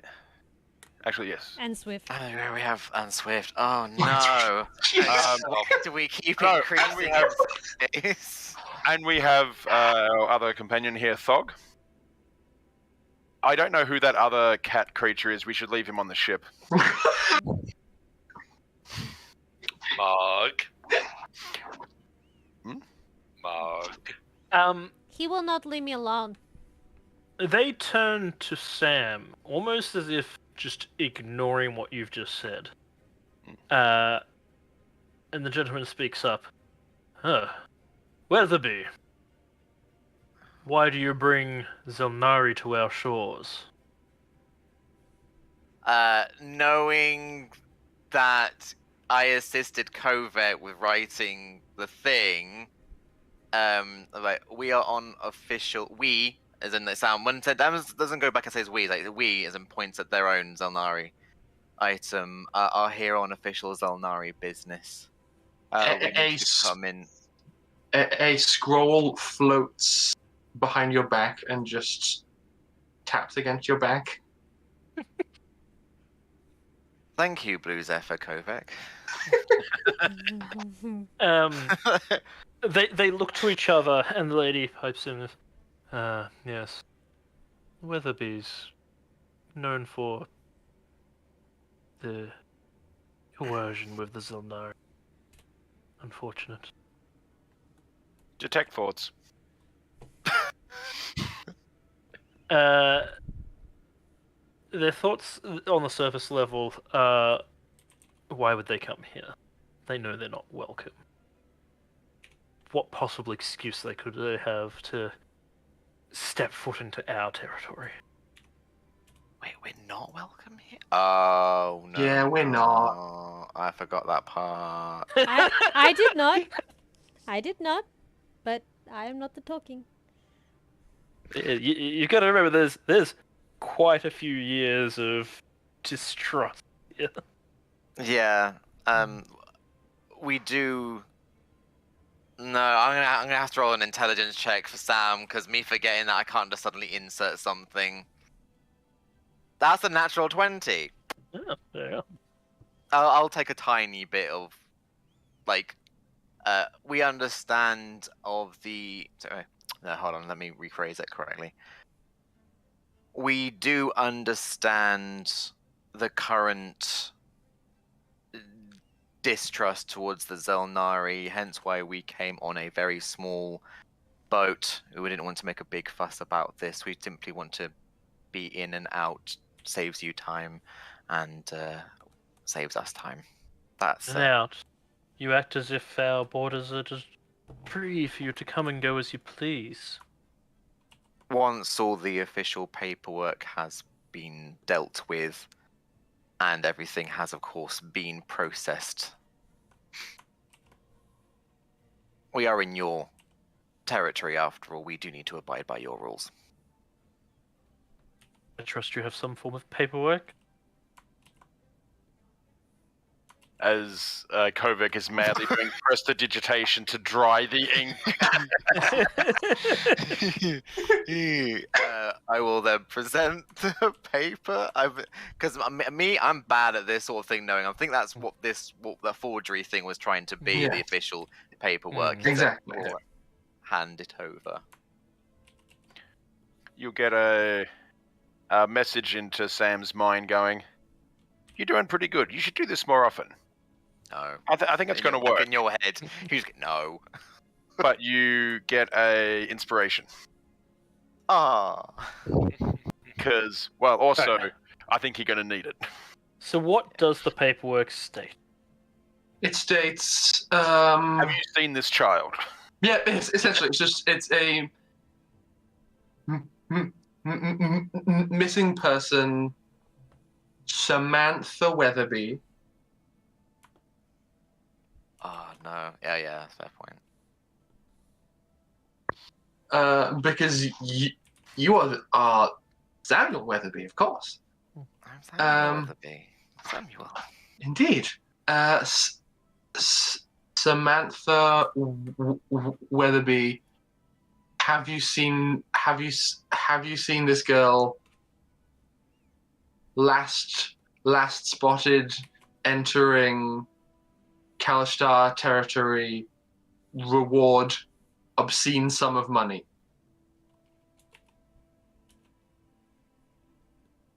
They look it over and they go, one of the Weatherbys lost within our territory. My sister. And then, yeah. Another reason why I was trying to keep it a bit on the hush-hush, considering it's more to do with my family's business. They put a than hand up. Xel'nari. And then a moment. And they step away and start whispering to each other. With my perception, can I hear what they're saying? I was going to ask the same thing. This may have been a mistake. They have moved far, Yeah. like to the other side of the dock, deliberately out of earshot, and turned away from you to further block. Does the anyone sound. have the observant feet? Reading lips? They have turned away from you. Are they within 30 foot? They are within 30 feet. Is it still within a minute since I did the detect thoughts? Or roughly, probably on the end of it. I'll cast it again then. Just to get a bit of a vibe of how they're responding to it. Or if it's going to be the, Yeah. money offer, we're going to cash in on that. It's more of, you get the feeling of concern. This could be unfavorable to us. If the Weatherby was to go missing here, we could get the blame. They have strong political powers. And are one of the few who do trade with the Collection. It would be Any trade unwise routes are to... gold. Yeah, it'd be unwise to ruin that relation. I'll send a telepathic message to Sam saying, just tell them that if there's problems with the paperwork, you'll contact your father to sort things out personally. You, in your mind, audibly hear the eye roll. And I'm just like, of course. After a moment, they return over. Actually, I'll reply after the eye roll. I'll reply with, a tool should be used for what it's good for, and your father does sound like a tool. And then you'll quickly hear it back, but by doing so, I'll be no better than my father. Okay. Perhaps a discussion for later. They step back over, and after a moment's pause, fail to see how this is a Xel'nari matter. Although I suppose if you yourself are one of them, then it can't be helped. Whereabouts do you believe your sibling to be? The town name, weren't we? Silken. Silken. So here. Wait, was At least Silken that was the the port or picture the... last known. Silken is No, the no, port. No, that yeah. Silken's the Oh. port. What's the? Oh, right. Okay, the port Silken. We don't know the name of the town, do we? Oh, we didn't know the name of the town. It's like, You were given the name of the port from... Oh, because we had a description captain, of the yeah. town because there was a statue. Notes. Hold on. It's me trying to make sure I'm wording this correctly. As of this moment, we do not have an exact name, but we have been given descriptions of a location within your territory, which involve me inserting like the statue, because obviously there wouldn't that specific statue. There shouldn't be loads of them around. We did a little research on them. There's like 1, 2 to 3 places where that specific statue is, and like some surrounding areas. Kind of like insert here. We were given this information thanks to a scrying spell that was used fairly recent. And was hoping to come here to the port to locate where that is and go from there.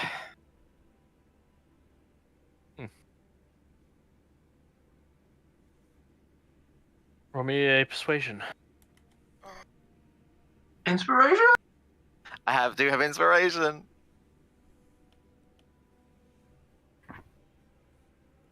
I don't think the inspiration's gonna help.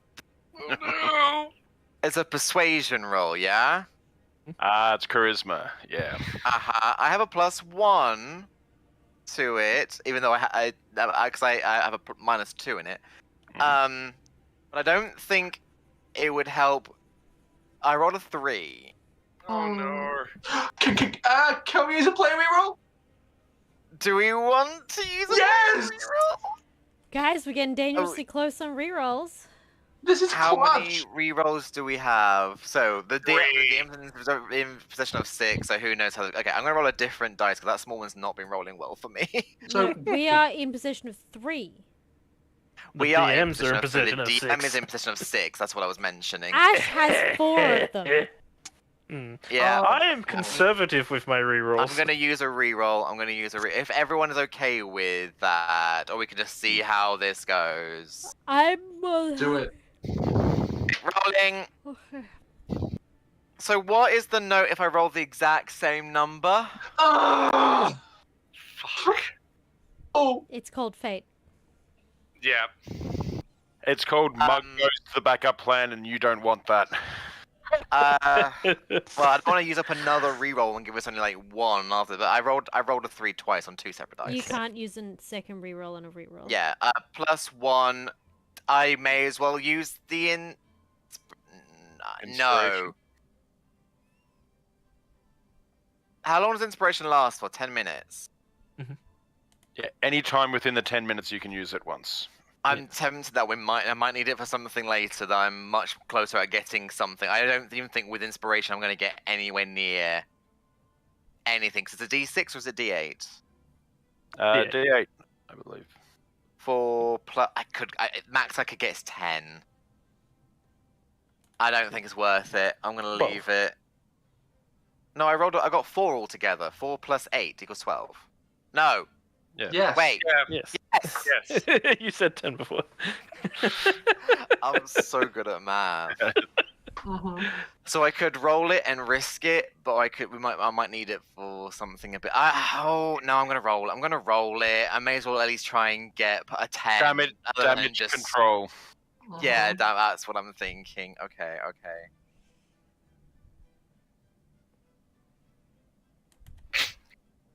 Unfortunately, you can't re-roll that one, can you? So that's a 5 altogether for It's that. not meant to be, buddy.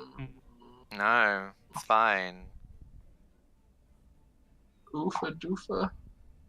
Do we notice that it's going very Poorly? poorly? Yeah. You might Yeah. in a minute. Hmm. I'll try and jump in and go. I was gonna wait till their reaction first. Actually, no, yeah. Do they have an immediate reaction? It is more they're going, as Sam is explaining, you can see that they're just not buying any of it. Okay. Or even if they believe the truth, sir, story I you're saying, swear. it's not enough to convince them. I will sort of step in just as they're about to sort of reply and go, my humblest apologies. I did not ask for your names. And names that are of no concern. Well, they are when we pass on your names to Mr. Weatherby as the people who are interrupting the rescue of his daughter. Roll me an intimidation.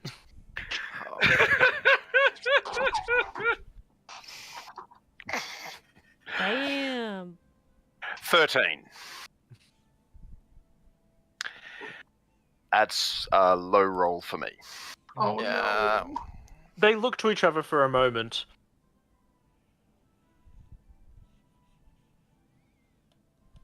And then look back to you.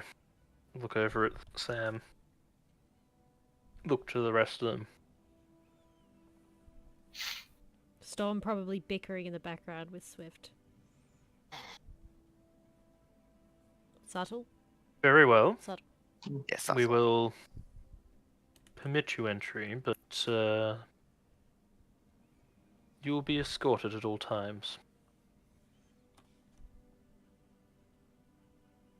You mentioned a statue of the goddess, so you were headed to Ulan Talas. Once you were through the gates, you were their problem from then on.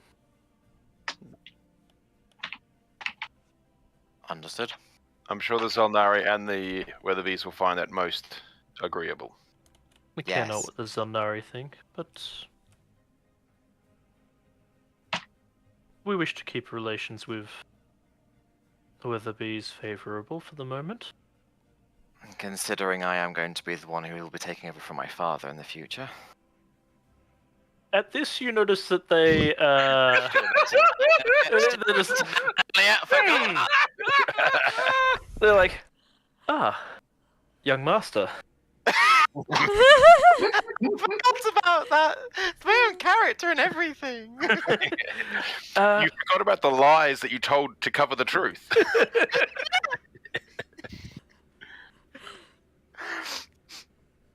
Welcome. And at this, they give. It is the most pathetic gesture of a bow you've ever seen, but it is probably the most you've ever seen from a collection. It's a slight nodding of the head with their hand to their chest, and they step aside. Thank you. The temptation to play, oh no, don't worry with that, but no, these people have been dicks, so they can grovel. Damn right. They lead you up the docks to two guards who are dressed again rather formally for supposedly town guard. They are wearing half plate, but it is ornately engraved and very well designed, and they have a formal coat over the top of it.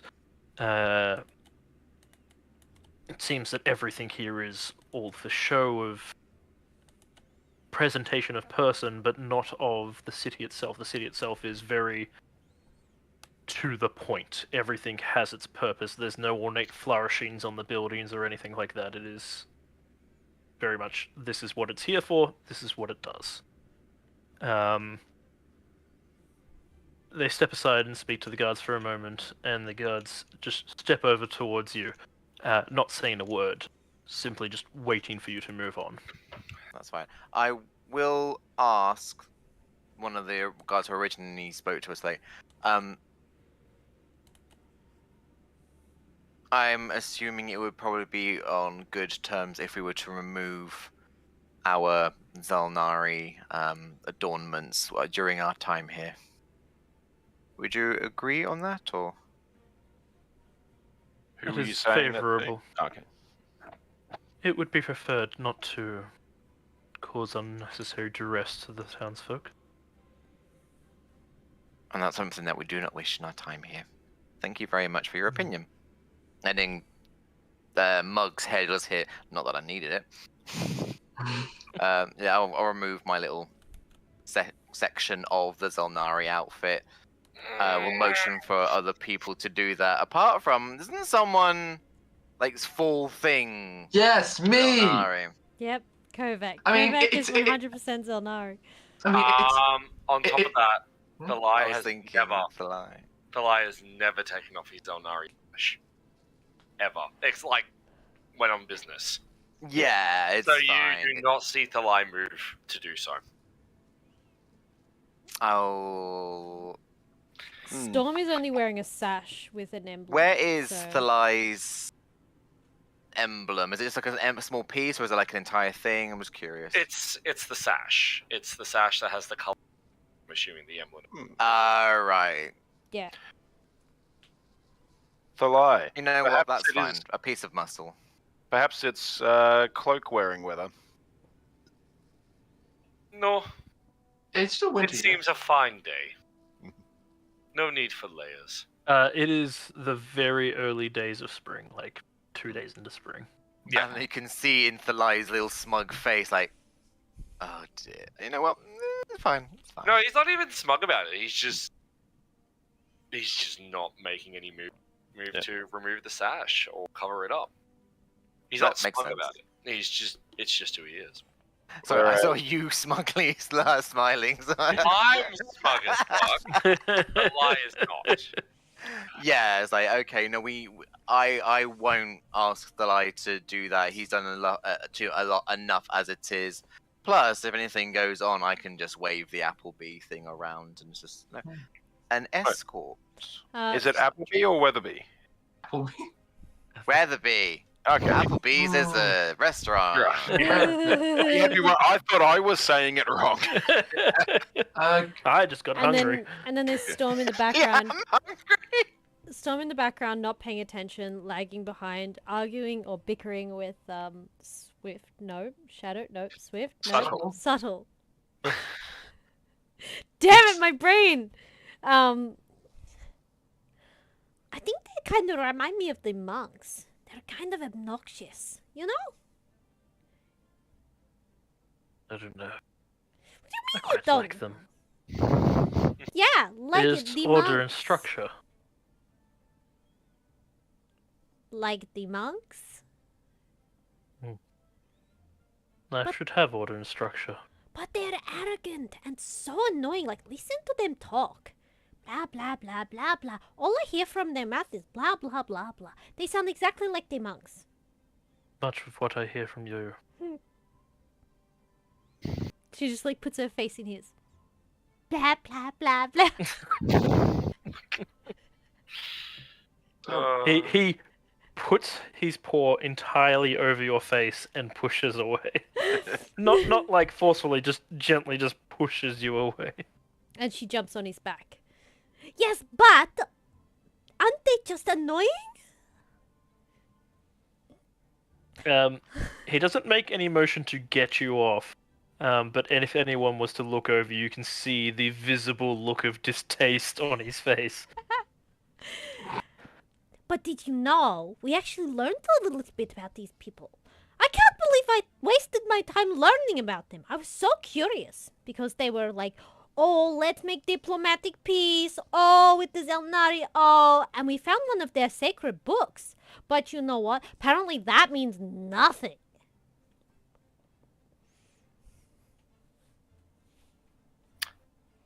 So, the majority of the Xel'nari getup Kovac has is in fact a doublet with the badged emblem just attached to it. So she goes, all right, takes it off, just has on like a simple undershirt, kind of folds it up, puts it in the bag of holding, and pulls out a very similarly cut doublet she had for training. Pulls that out. It's probably more like purples and greys in terms of color tone. Puts that on, gets all situated. And Mug will use his studded leather of glamour to make it look like the same half plate that the guards are wearing. So not copying their emblems or that sort of thing, but the same, like a local made armor. Just. The one thing you notice as you are led through the town is that there are only Kalashtans here. There is no other race present at all. And every single one of them, even the dock workers and the warehouse hands, are all dressed rather ornately, but the area that they work in, whilst clean and efficient, has no design to it at all. It is simply for its purpose. The further You we are led walk, to the edge. Storm still on Subtle's back. Well, whisper in his ear. I don't like this place. It reminds me too much of the monastery. Perhaps if I am forced into exile, this is where I will come. You have problems. He's got 99 problems, and you're 99 of them. At the moment, it's entirely true. I am his problem. It's the only It's the only reason he's here. Anyway, that's it. That was my contribution. As you move through town, to the edge of town, the guards step up to a stables and have what seems to be a formally heated conversation. both parties, the stable hand and the guards, seem to be quite at each other, but in a very formal way. After several minutes of back and forth, the guards come over with a cart led by 2 horses. One simply offers the reins over to you, Sam.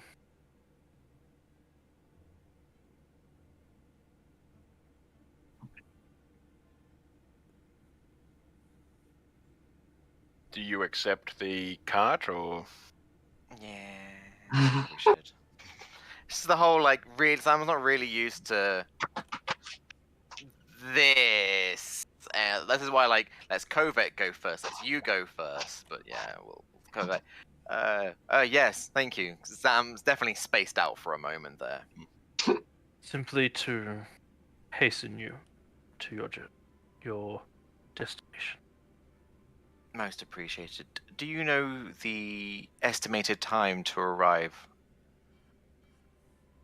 We I will don't know how travel long at this speed. journey usually. Okay. We can do it within 4 hours. Oh, wonderful. Fantastic. Thank you. Do you wish me to drive it, Sam? I think they said they were going to drive. Double check. Are they getting up on looking at their boats? They will lead it, yes, to get you as quickly to your destination as possible, so it is simply no longer their problem. Yeah. So someone goes, yes, and then notices and it's like, you know what? Screw it. Yeah. Because it knows that Thalai wears the sash, so that's an immediate thing people will see, especially with 2 armed guards. But you know what? Screw it. I don't care. People can watch. You are noticing that Thalai and Storm are both getting visible looks of distaste. No one says anything, no one does anything. They just simply give a look of distaste before moving on. Yeah, no, that's you know what? Sam knows how much kind of discrimination these guys have already been through, especially within the Demu Empire, and that Thalai's been through a lot. He's not going to ask him to remove the one piece that's very important to him. And Storm wouldn't give a shit either way. She doesn't. She has no shits. In fact, Yeah. she might just stick her tongue out at someone that looks her the wrong way. Yeah. Although Sam would say into Storm's head, yeah, please, she would just be like, into Storm's head, please don't antagonize the No, actually, people. anyone who's paying attention, Storm is actually incredibly uncomfortable to the point where she hasn't noticed anyone's stares. Yeah, that's fine. Yeah, you'll hear in your head, like, Storm, do you want to go into the back of the cart and take a lie down? She just nods and, like, scurries inside. But yeah, we'll let Thalai drive it. Don't care where Settle goes. Settle goes in last. He probably follows her into the cart, because... Well, you're currently riding him, so... No, she scuttled off him to get into the cart. Ash, a question. Have the Kashar people been communicating in their own language? Yes. Okay. I can do a little bit of something about that. I was gonna say, I don't think any of us can really understand that. Can I? Wait, no, I can. I think I had comprehend languages, which means do written, but I'm not. Comprehend languages also allows you to understand the literal meaning of any language that you hear as well. Yeah. I just realised I don't have it prepared, so don't have to worry about that. I have it in my book though, so probably 10 minutes before arriving at this next city, I will get yourself situated. Yes, I'll ritual cast it just in case. Though if we're going into an elvish city, perhaps there aren't a lot of Kashar in the first place. Who knows? Who knows? But yeah, cool. Yeah. We'll allow that to happen. Right. You all mount up onto the cart and they make their way out. Immediately stepping out of the city and into the open roads, you can see the farmland here is very specifically spaced out, cordoned out. Each plot of land is exact and precise to the needs of it, be it crops, orchards, or animals. Everything here is very clinical, very precise and precision. You can see that many of the farmlands are actually fed by aqueduct. So they do seem to have some form of irrigation setups here. Very good agriculture. I greatly respect their efficiency, but there is a certain something lacking. Home is a lot more colourful. Throughout the entire journey, your two guards do not say a word to you unless spoken to themselves. Otherwise, they simply just lead you off on the road. Okay. I don't think we antagonize them.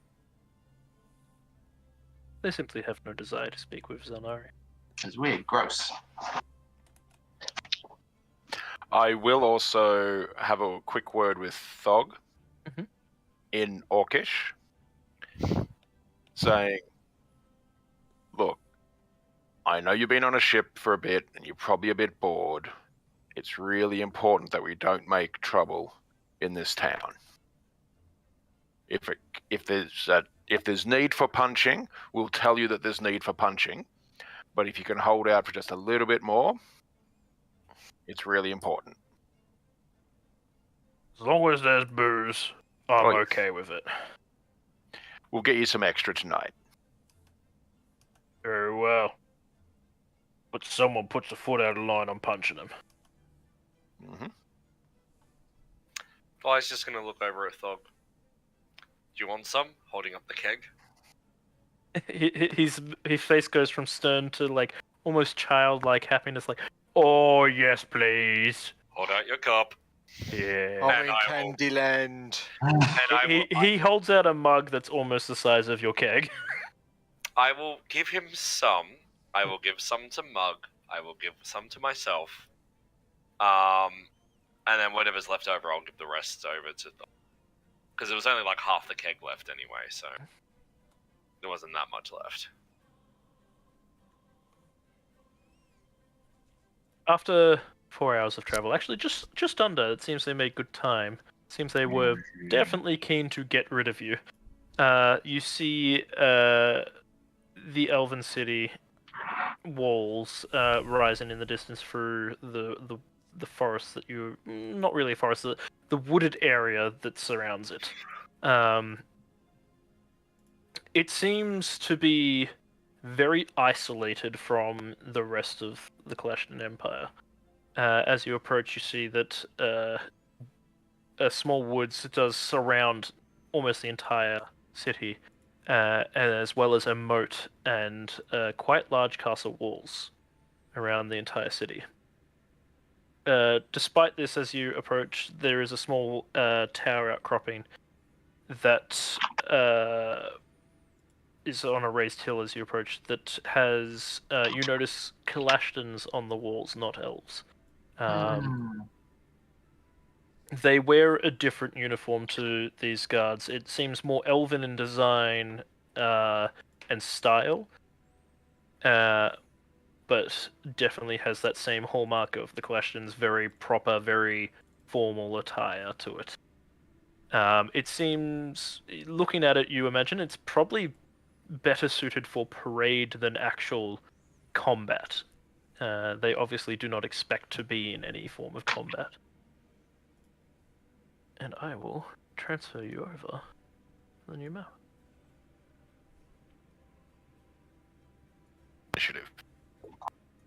Roll for initiative. You're under attack. Beat the guards up, steal their armor, masquerade as Kalashtar. I think Alex, that if would you be could switch us over to the map screen, please. I shall. I was just setting it up. I spelled it almost correctly. I'm thrilled.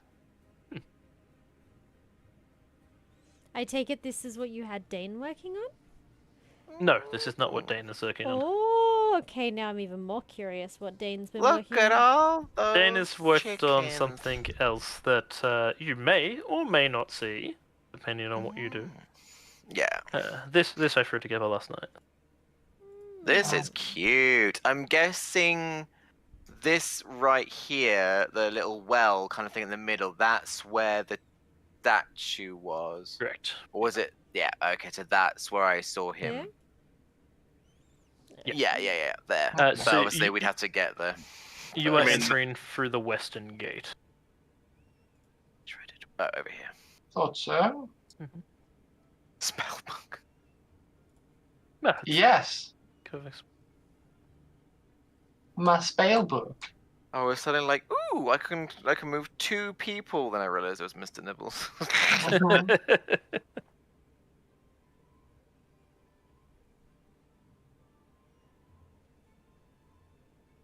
Yes, This is very Dane fun. also uses incarnate.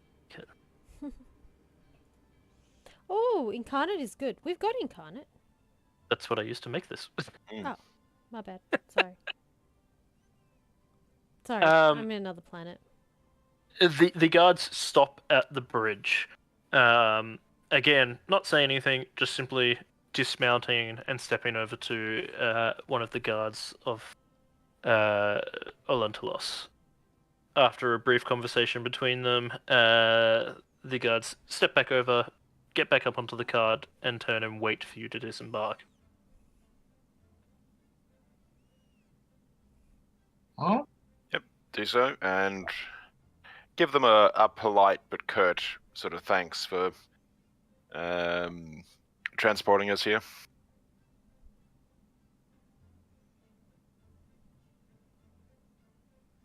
By your lead.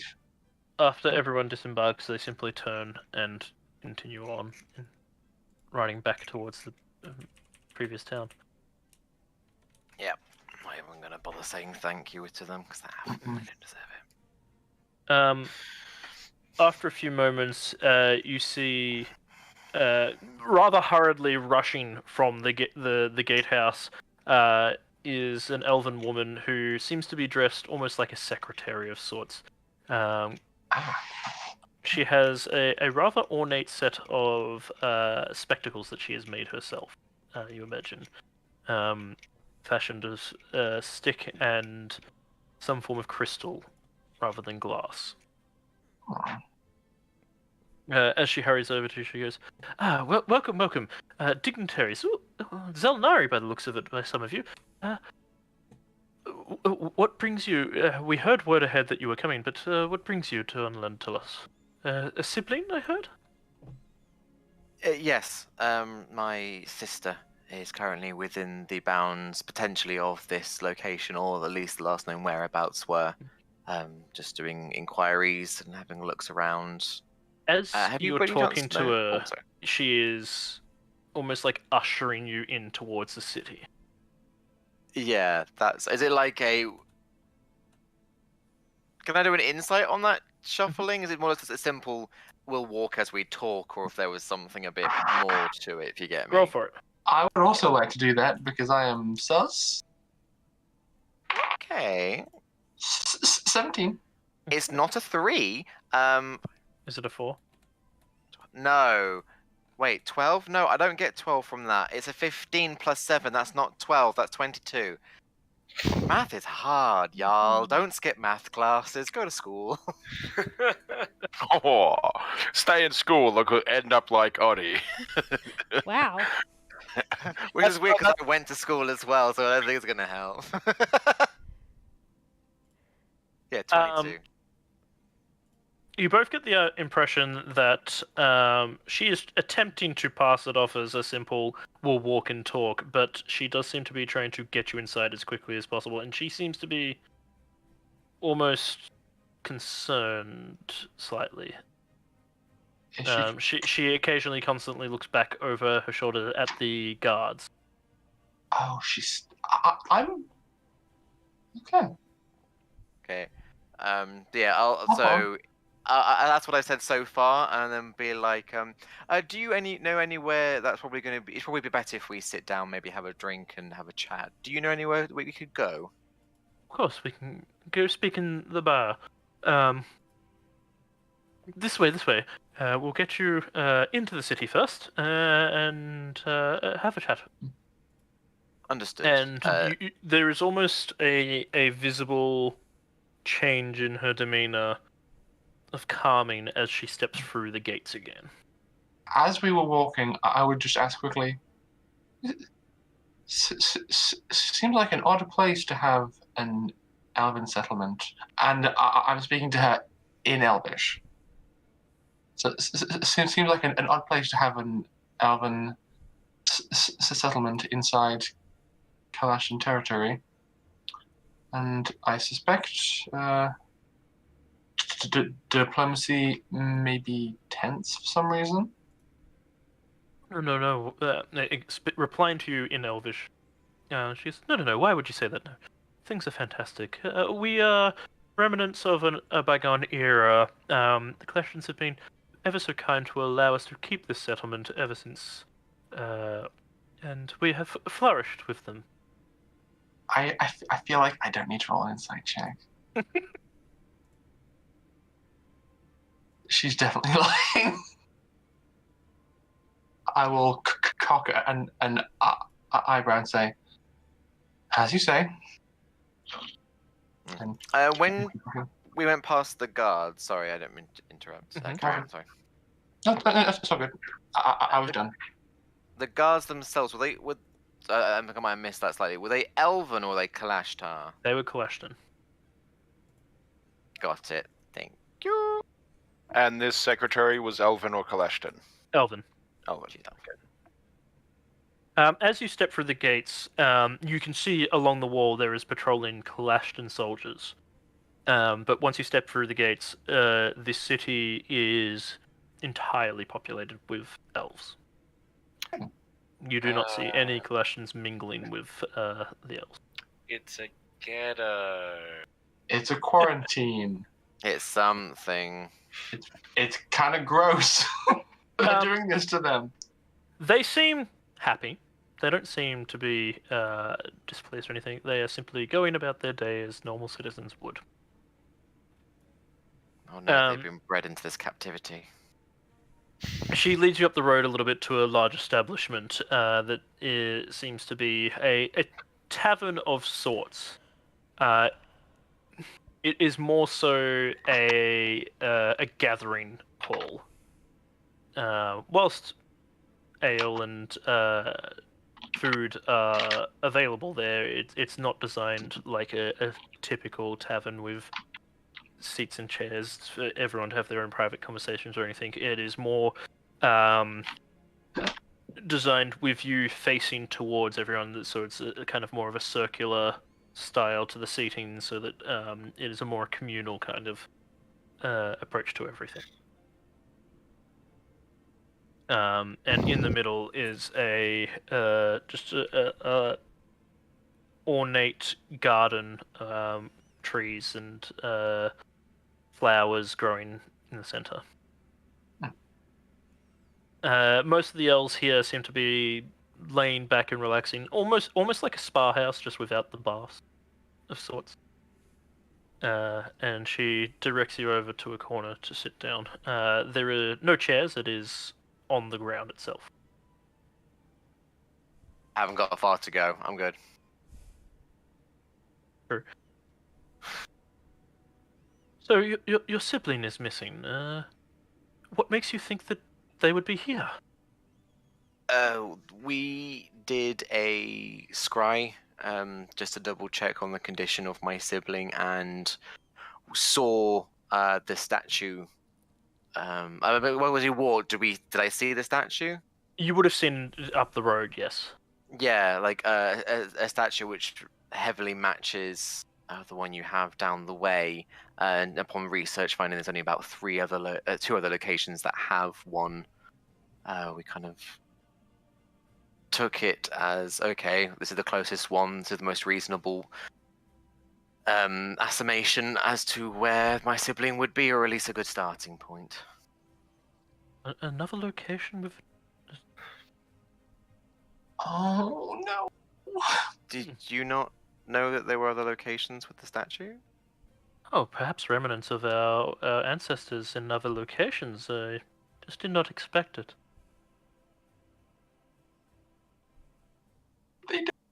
Sound of the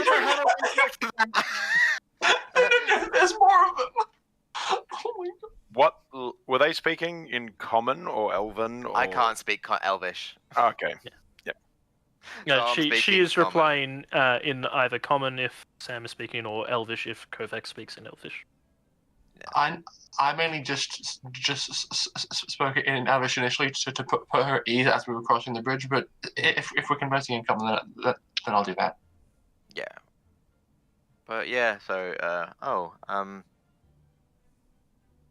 we can get to that later if you want. But basically, research showed that this is probably the most likely location. At least We do not it's a good starting regularly point. get outsiders, so for one of your type, I think we would have seen them about. Not necessarily. We're pretty good at hiding. I imagine by your size that would be so, but I mean, no offense by this, it kind of would stand out around here. Considering you said like there's no one's really mixed with these people, and we're just like elves, like taking a look around the bar, just elves, like. There is literally no one else here but elves. Ash, just wanting to flash back to what we saw in the vision. We saw obvious Demu soldiers chasing Sam through the streets. Yeah. Okay.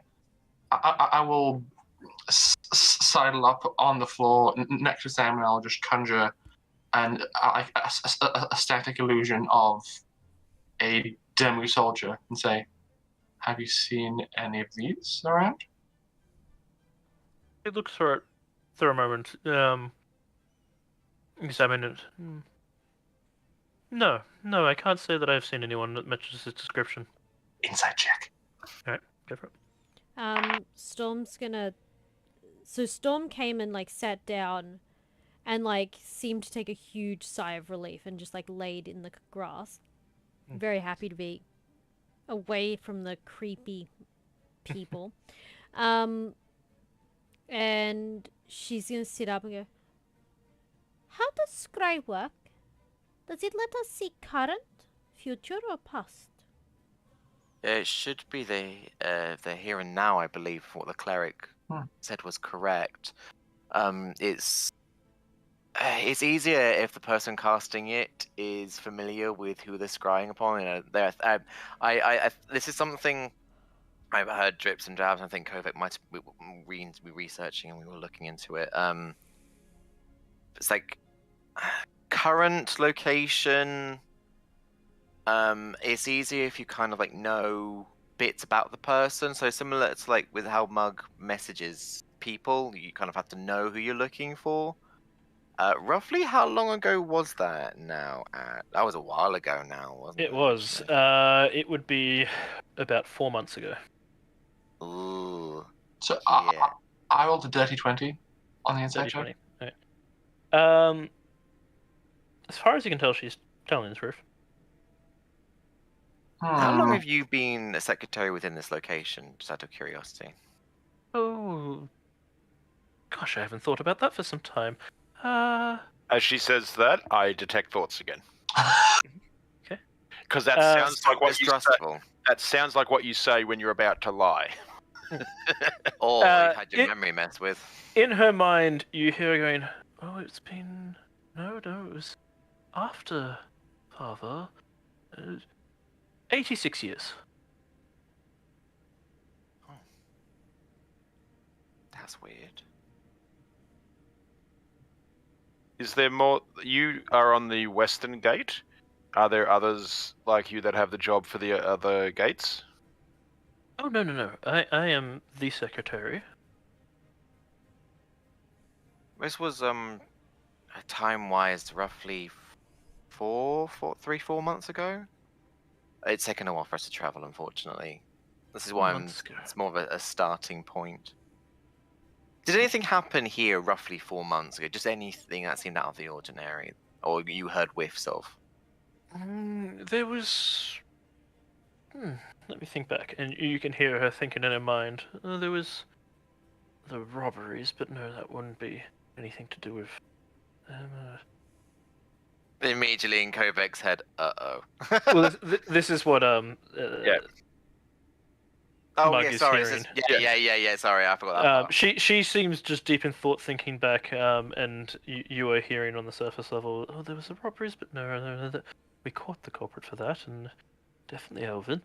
There were some damages to property that wasn't ever discovered down in the alleys. As she's sort of pausing to think, I'll say, even a small thing could be quite a large clue. Things going, I don't know, missing, suddenly the colours changing somewhere, a weird smell that was unexplainable. Literally anything. Animals acting strange or talking to you? Signs of combat or damage in the terrain. As you're saying this, Mug, you get a flash of a thought of the Eldeath were nearly caught out. No, that wouldn't.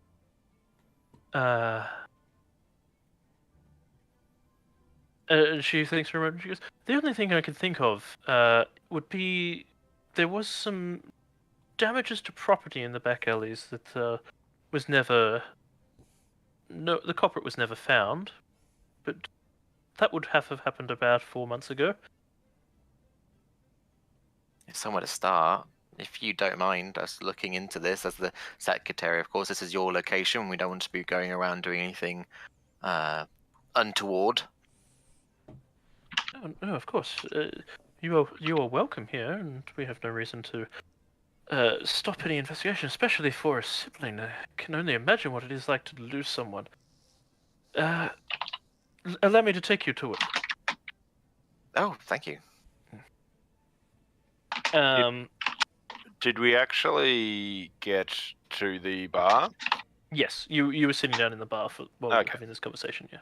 I'll get a traveller for Thog and Mug.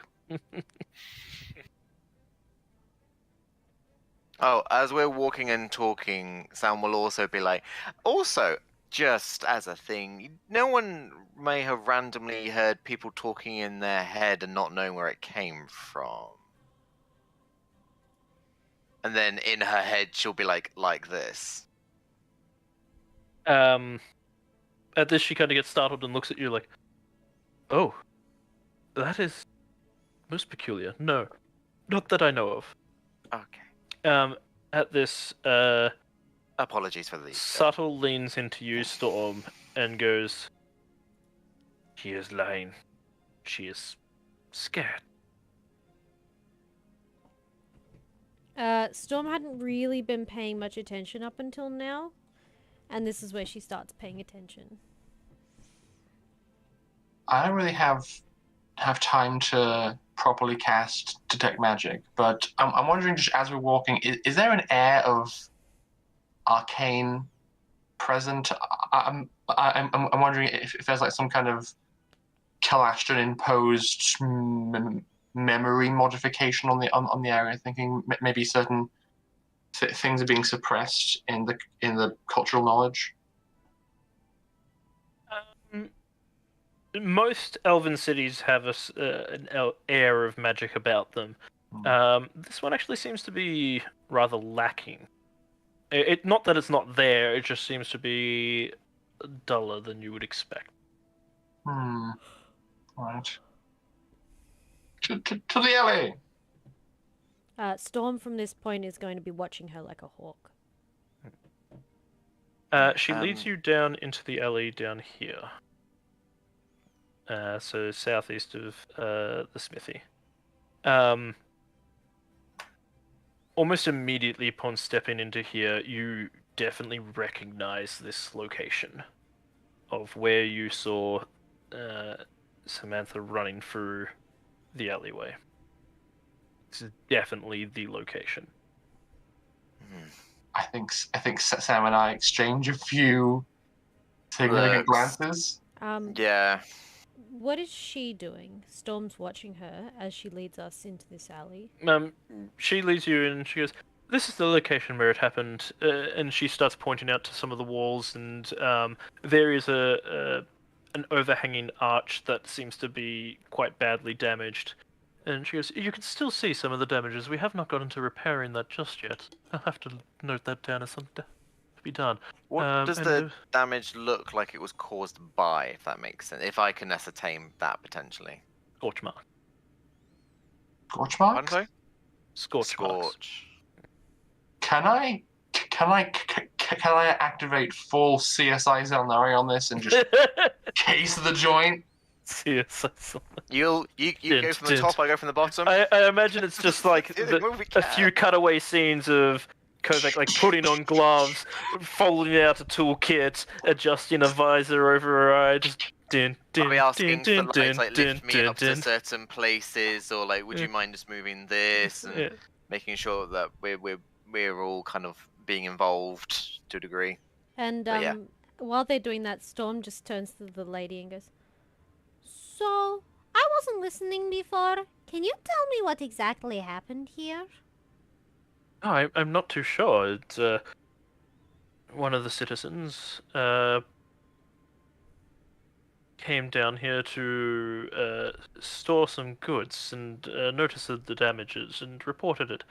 A small investigation was put out, but no one came forward, and we were not able to identify who had done the damages. Sorry, pardon me, I'm sleepy. Sorry. Can I insight check to see if she's telling the truth? Mhm. Or if she actually does know what happened here? Yep, go for it. Apparently not. 10. She seems to be saying everything she knows. Judging... Oh, sorry, if you want to go first. Just want to double check. In the scrying we saw, was it daytime? And It was daytime. It was daytime, yes. And we saw other people, kind of in the background. Not in the alleyway itself. When she ran over to the fountain, there was people in the background, yes. Okay, so it wasn't really private. But then it went dark, and then... there was like hurdling over areas, and a few other bits and pieces going on. I don't remember us seeing scorch marks or anything fire related. But there was a bit of a hustle, and then I think there was damage somewhere, or they fell to the floor. They fell to the floor, like maybe their feet got wrapped up in something, but then it went dark and we heard they got away. Yes. But we didn't see where they went, how they went, or anything like that. And before our vision went, that's when we saw the statue. So, yeah. But with the kind of ruckus, I was wondering if it would have at least drawn some... Right. Storm's gonna ask her, "And you've never seen a demo warrior before? Soldier? Wait. I'm not familiar with who the demo are, but no warriors. No, the only warriors around here are Kalashtan. Okay. Soldier. Person that looks menacing and mean. Looking like they're looking for someone. Kind of like us, in a way. Forgive me, I do not mean to be rude again, but you are the meanest or strangest looking people. As I said, we do not often get outsiders here. In fact, you are probably the first we've had in some years. Storm just... Looking around... Sorry, go. No, go ahead. Oh, I was just say, she turns to Swift and just raises her eyebrows like... Sam was gonna... He nods as if agreeing she's not telling us everything. I rolled a 19 investigation. was investigating. Yes, Um, I'm casing the drain. You do see obvious marks of some form of fight that happened here. The scorch marks match that of a small fire spell potentially going off. You don't recall in your vision seeing it happen, but then you weren't always watching the pursuers while you were in your vision. Yeah. So it could have happened, you're not sure. One person is short. Matching up what you do recall from your visions of Sam jumping over boxes and knocking some to the ground and being tackled by the demo, you match up the locations and see the obvious signs of damages or scrapes that have not been moved away from boxes or anything like that on the actual cobbles of the ground or on the walls. So it definitely matches up with what you've seen. That the chase did happen. Yeah. Okay. Can I do something cheeky? Like, I'm going to walk over to Storm and Subtle and kind of nudge them a bit and go, pay attention. And I will begin casting like frame by frame, like 1 frame per second shots of where the people I saw in the vision were in relation to the scene, basically just playing out where Sam was, where the pursuers were. So it's kind of like just cutting through a 3D version of the scene shot by shot where the people were when things were happening and just showing So it. a CSI reconstruction of the crime scene. Kind of storyboarding it in reverse. Yeah. I'm gonna watch her for any moments of recognition or potential like startlement of like, wait, how do they know this, or things like that. She seems genuinely intrigued in this. There's no signs of recollection or acknowledgement of it. She seems to just be interested in watching you go about your work. After you're doing it for a while, she actually chimes in and goes, I've never seen magic like that. It's most intriguing. You haven't? No, most spells are forbidden within the walls for safety reasons. But, I'm sorry!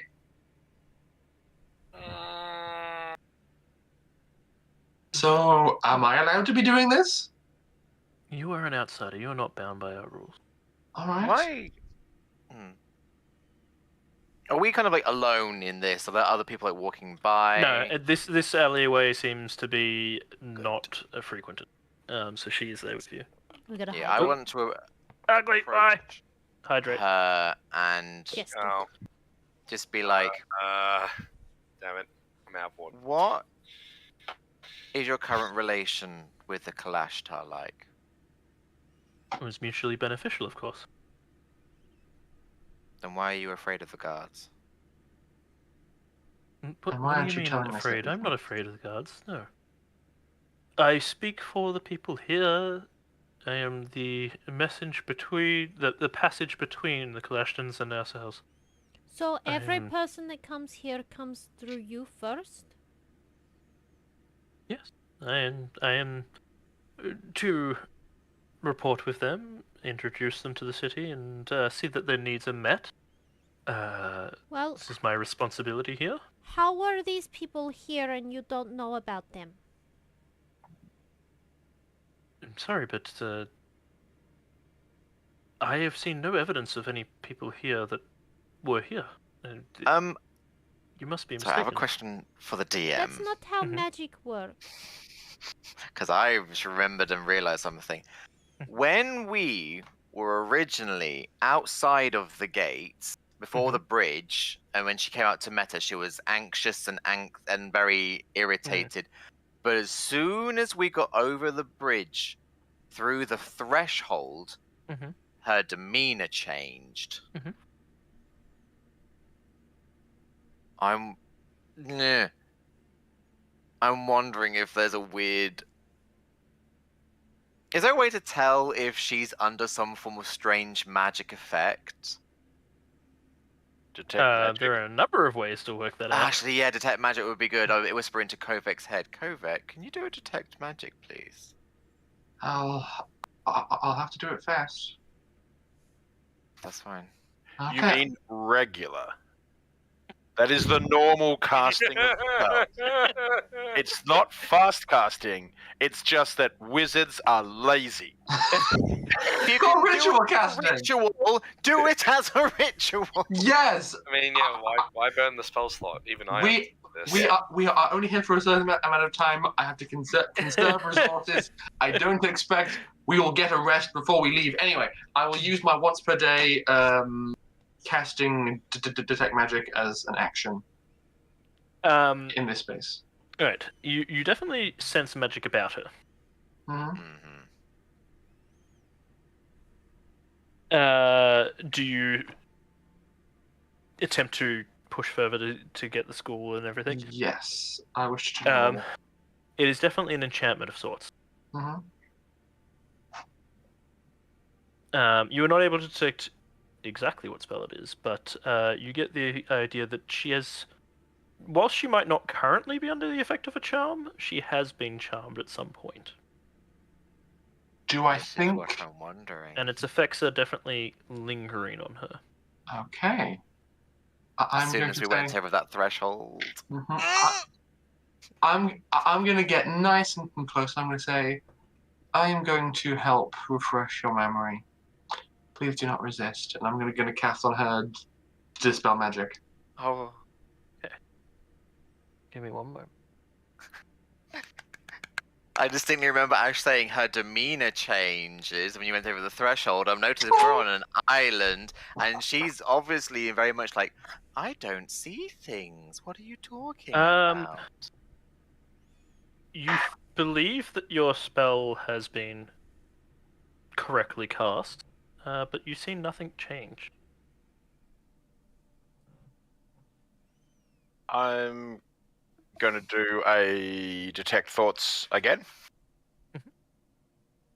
Just going to mark that off. And yeah, after surface thoughts, I'm going to probably push deeper to see if she has any buried memories of a halfling and some bounty hunters. What does the DC say for that? 15 wisdom, I think. Yes, wisdom 15. She fails, so you do manage to get deeper. The thoughts that you were getting are strange form of magic. Is something meant to happen? No, nothing seems to be happening. Not too sure about that. Such strange folk. It's been such a long time since we've had outsiders here. Several years, in fact. Last one was a human. That he was also Xel'nari. Strange. But these ones, such strange questioning. I wish I could help them, but I've not seen this sibling of theirs and these soldiers or hunters or whatever they are. I've never seen them before.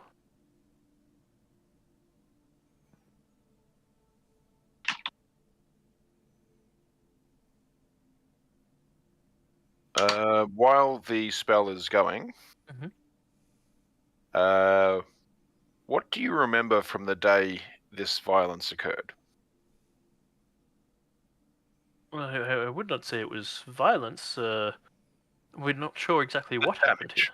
The day the damage occurred. And you can hear in her mind going, "Oh, what was happening there?" I'm trying to tell if there's like a gap or a blank or things like that. Yeah. Damn it.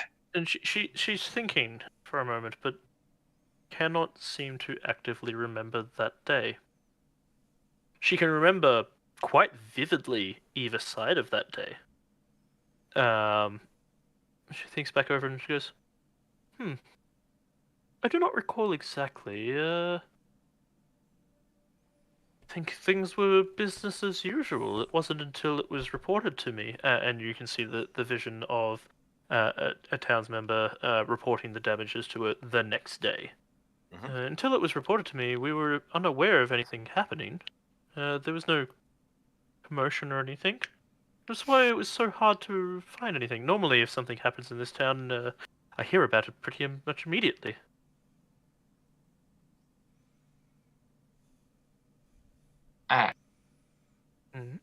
I would like to know whether or not Kovac is studious enough to be familiar with the Modify Memory spell.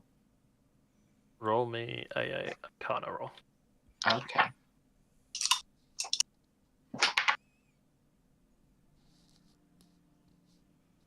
$15. You have never dealt with it yourself, but you have seen a investigation where it has been a key component of covering up a crime. So you are familiar with its existence and its use, but you're not familiar with its inner workings or how to cast a spell or anything like that. Did the case file go into detail about how to remove the effects from someone? Roll me a history. Okay. Hello, 26. Oh. Yes. You start picking your mind. You yourself do not recall the methodology. You weren't present for it being cast, but you do recall seeing the paperwork afterwards because you were quite intrigued by this case. That a remove curse spell was used to remove the modification. Do not have remove cast prepared today. What time is it? It's early afternoon. Could you please give us a moment? Oh, of course. I'm worried. My memory has been tampered with. I can fix it, but not today. Should we rest? It's been a long day. Should we find somewhere to hunker down for the night? Our time here is still extremely valuable, even if we boat can't. won't wait for us.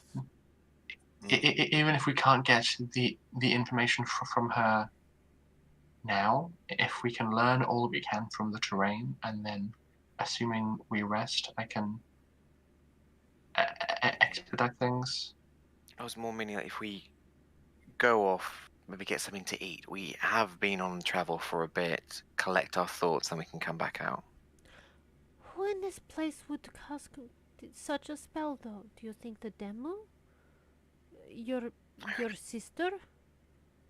No. It would have to be. No. Or the Kalishta? Do you think maybe they are in on it? Are they getting Probably. paid? It's possible. They don't seem to Conspiracy. like anybody. I don't. The demo had a weird magic blood thingy, didn't they? Yes, for tracking, not for modifying memory. True. But that's something I've never seen before, so who knows what else they're capable of. I'm going to. If we do go and retire, I'm going to come to Wisteria and I will surveil as much as I can from the air, try and see as much of this place as I can. Can Storm just observe, so from the alleyway, try and look around at locations nearby that you might be able to have a clear view of the alleyway as a possible lead of someone else who might have seen something.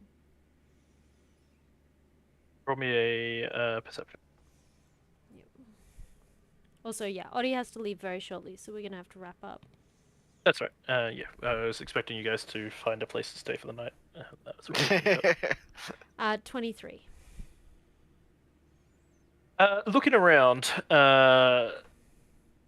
this place is got lots of little nooks and crannies you could hide in. The designs of the buildings are quite ornate, and it almost looks like some form of magic was originally used to grow the shape of the house out of trees or plants.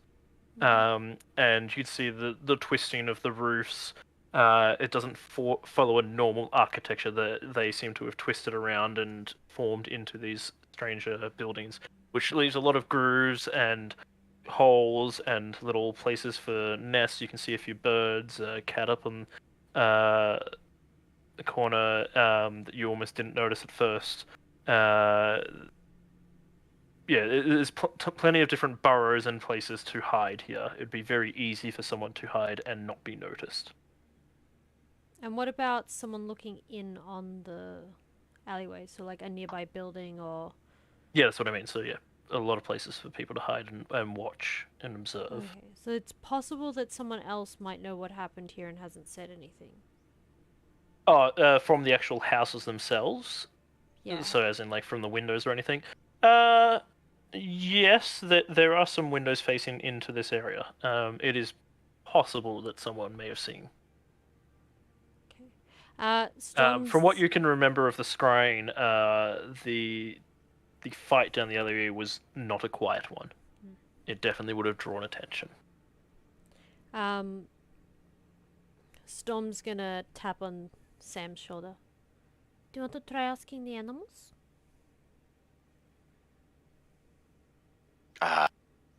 And she We points to can't the... do that at the moment. She just looks at you like, why not? And goes, Oh, I don't have that spell prepared. I don't understand you guys and your magic. One day you can do it, one day you cannot. It does not make Well, it's any only really sense. me and Kovac, because there are certain things that... There are lots Yeah. of things in this world that don't make sense, Storm, and you're one of them, and we love you for it. She looks really confused. But all of the things I can do every day. I don't understand. And some people can't. It takes study. I have to... It's a druid thing. It's a druid thing. It's like, I have to think about certain things I want to keep and certain things I want to relinquish. But either way, they're still with me. Like, you can't take every single one of your plush... If you have, like, a load of, like, plushies... plushies or trinkets that you like. You can't always take every single one with you every time you go out. Sometimes you choose different ones. So, sort of the same. I can't always keep all of my trinkets. I have small hands. I am small bean. I only have so many trinkets I can hold. I mean, if I'm a gorilla, then that's a different story, but I'm not. So, does that make more sense? Like you've got a perfect amount of trinkets, and you always... I'm not gonna stop doing that. You always have the right amount of trinkets that you can hold. You got your bra. No, I'm not bringing that in. That's gonna get weird analogy thinking you can hold more pets. She giggles. Yeah. She just goes. But you have a perfect amount of trinkets that you can hold on to at all times.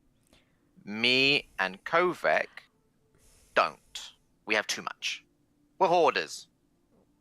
That's Yes, true. You collect too many things. I keep all my trinkets in my book, which is why it's so important to me. Let's not start getting into weird semantics. But yeah, but it's something like that. Okay. So what you're saying is you have lots of fish and you can't eat them all in one day. Yes, but you can. I can! I like fish. But you can't eat my fish. They're my fish. What if I steal them? Okay, let's go to bed. Yes. It's so early. Well, I'm going to go at least find a place to see where we can reside. And I will keep on investigating. I'm sorry, madam. I don't believe we got your name. She kind of looks over like as if she'd kind of been in another world as you were all talking amongst each other, just slightly fascinated by you all. She goes, oh, sorry, yes. Forgive me. How rude. My name is Daleth. Pleasure, Daleth. Yes. If you wouldn't mind just keeping our investigation to yourself for now, we don't want to make anyone worried, of course. Storm like sidles up to her and goes, I am Storm. It is official Xel'nari business. Of course, you were more than welcome here. I do not wish to interfere with it.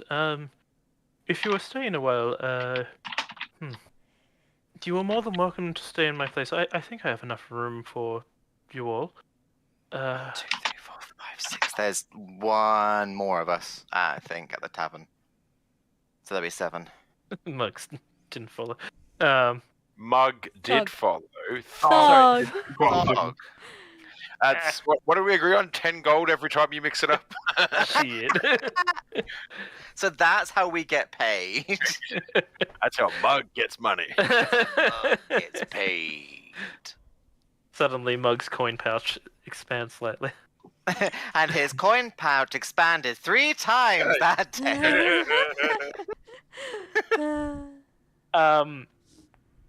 We do not really have a place for outsiders normally. Yes, you're most welcome to stay with us. That would be appreciated. Hey, Sam. Hmm? You should ask the people who escorted us here about the demo. Because... They're gone. Oh. They Very didn't far stick gone. around. They were pretty much just... They brought us here. They're And like, then yeah, you're here. Goodbye. we're now these people's problems. Although the guards outside... Although in Storm's head, I'm just going, I don't trust the guards at all with any information. Something is not adding up. In this town, 2 + 2 do indeed make 22. It's right, but it's not. Exactly. Looks like we won't be getting back on the ship. You should probably inform them that, So if they are willing to wait until tomorrow. yeah, so we got off the ship, went to shore, traveled 4 hours to the city, and you said it was mid-afternoon. So We haven't eaten yet. Yeah, I mean, yeah. So the ship would be leaving like midday tomorrow. Should we say? Yeah, around about there. They said 24 hours, so... Yeah. Yeah. If we investigate a bit before it gets dark, rest early, prepare the right spells, and then get to it quickly, we might still make it. If we ask them to wait because we're making our way back, they may be generous. A couple hours. Indeed.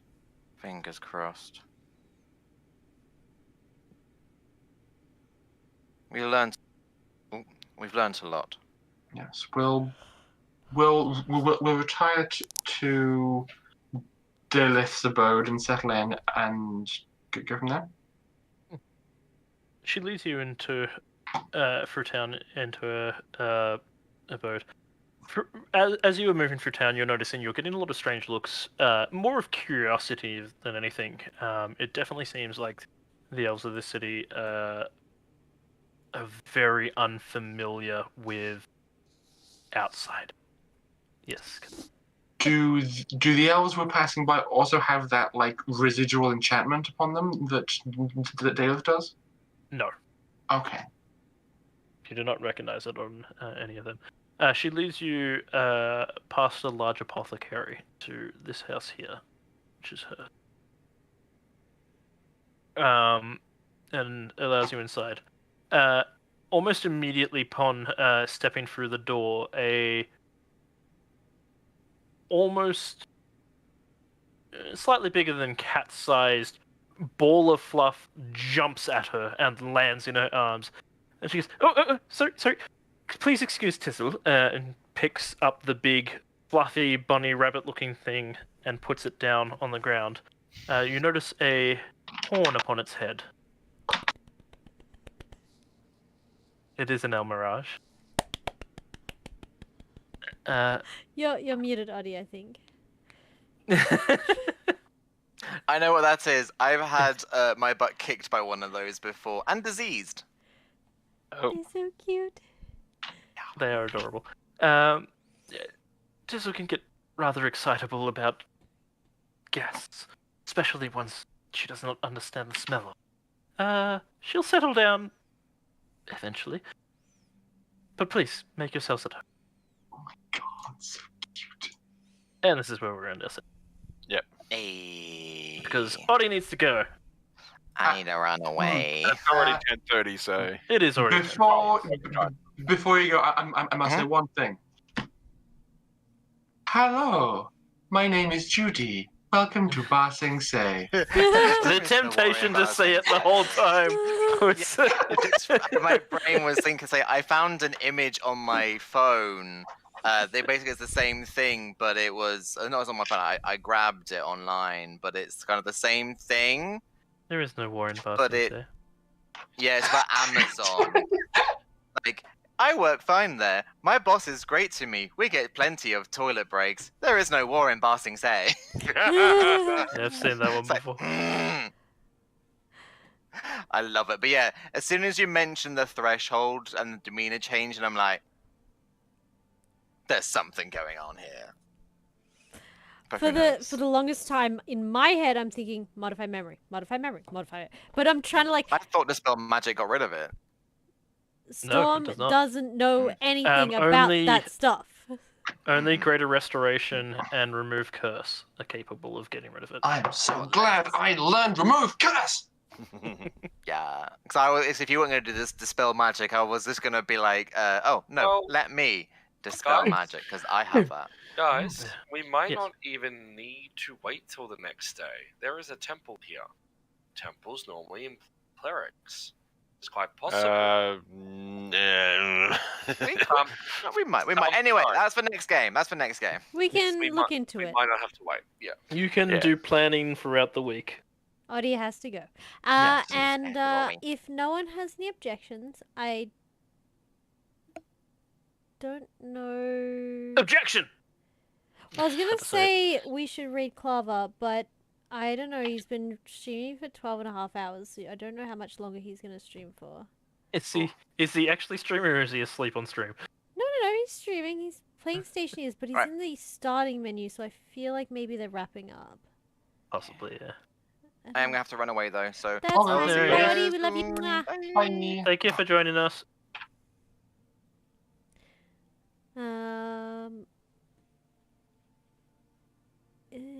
Let me just tune in. Let me tune in for a second.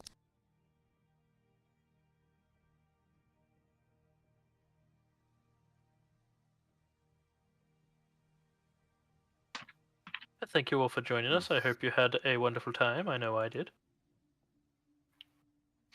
And now here's just a wild sort of theory to put out there. Oh, I like theories. The temple in town is the one that did the modify memory.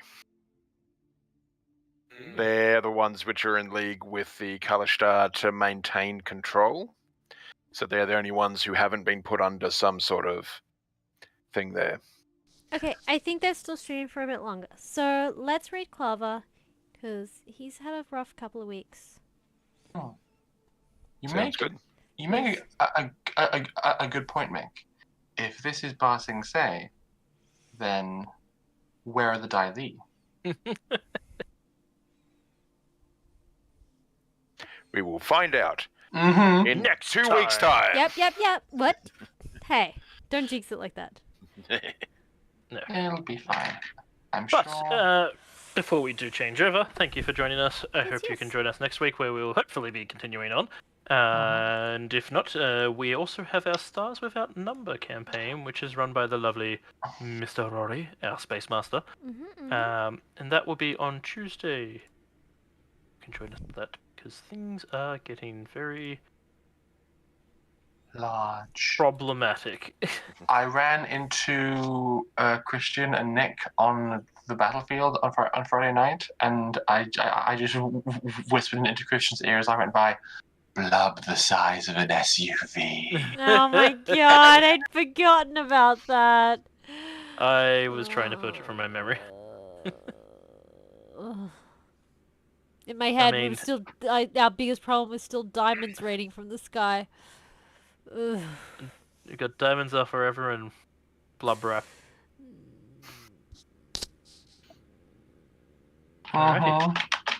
Let us raid! Yep. We love you all. Thanks for hanging out. We're gonna read Clover. They're playing. Oh, sorry, Papa Hakase. They are Clover, but their Twitch name is Papa Hakase. They are playing Stationers, and they look like they're having a lot of fun. So let's throw some love over there, and we'll catch you next time. Bye bye. Toodaloo, folks.